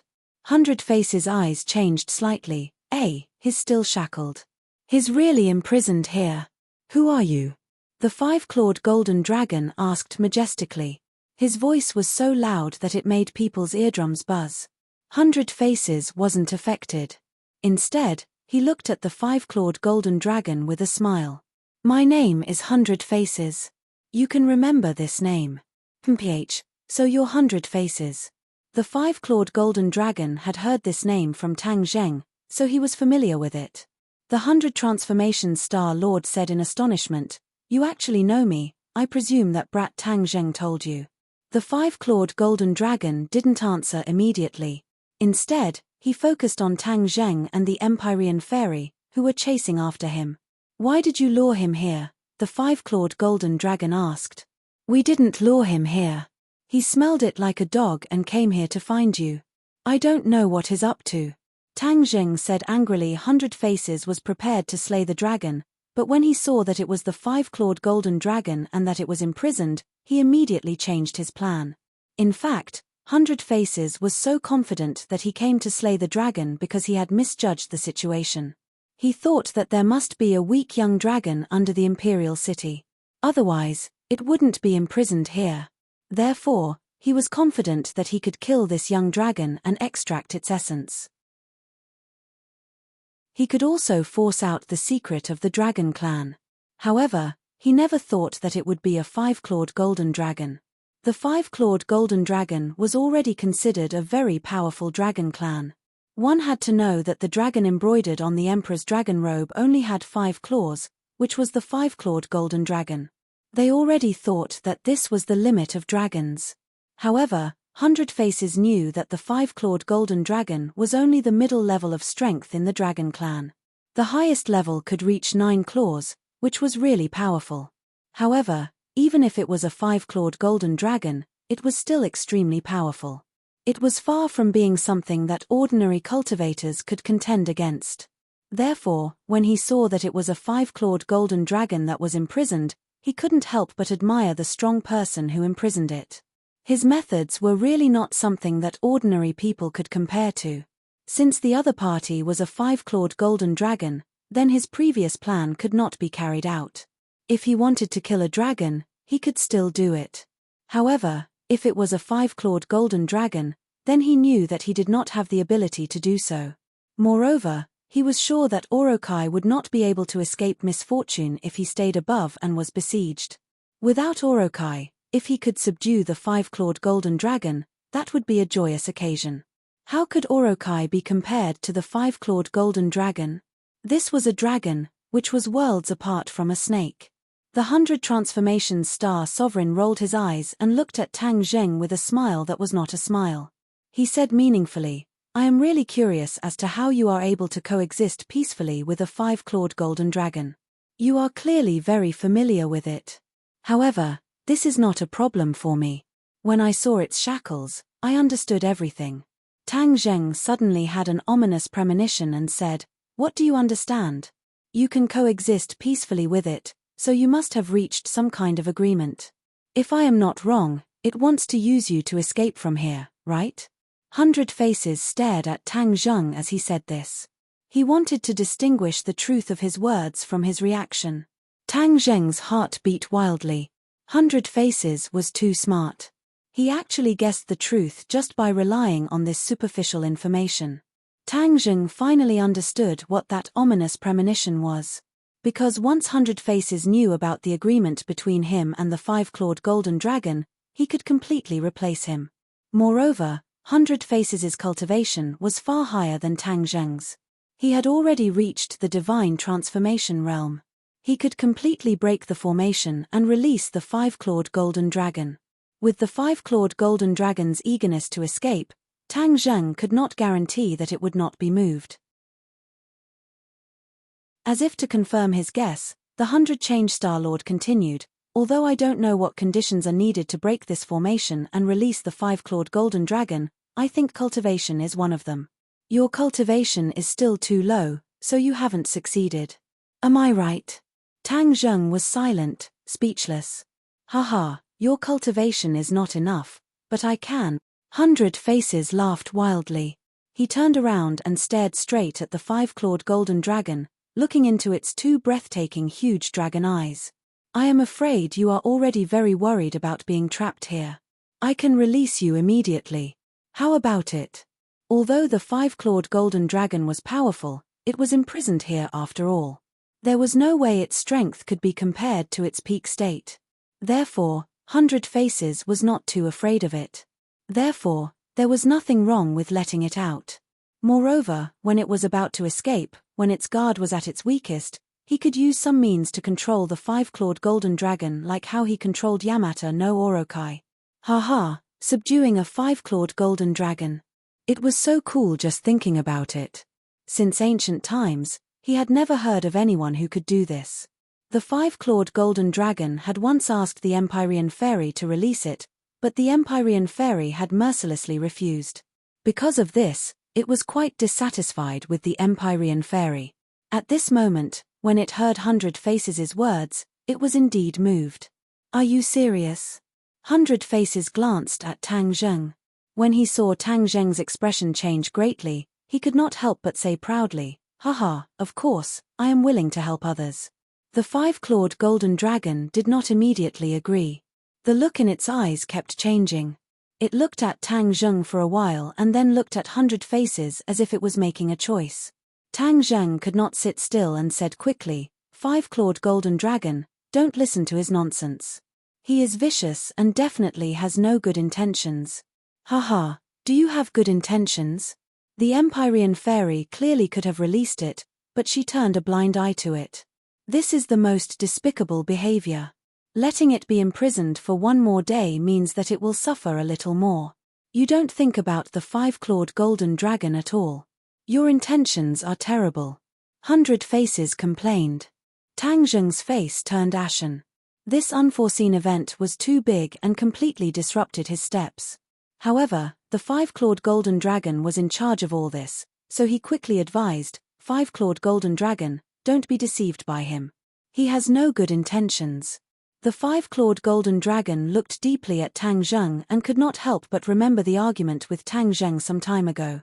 Tang Zheng did not approve of its revenge on humans after it was released and even made it very unhappy. Could it be that for this reason, he deliberately encouraged the Empyrean fairy to not agree to its request, so that it could continue to be imprisoned here? You're tuning in to the Celestial War YouTube channel. Don't forget to subscribe and join us on this journey to catch the most captivating stories.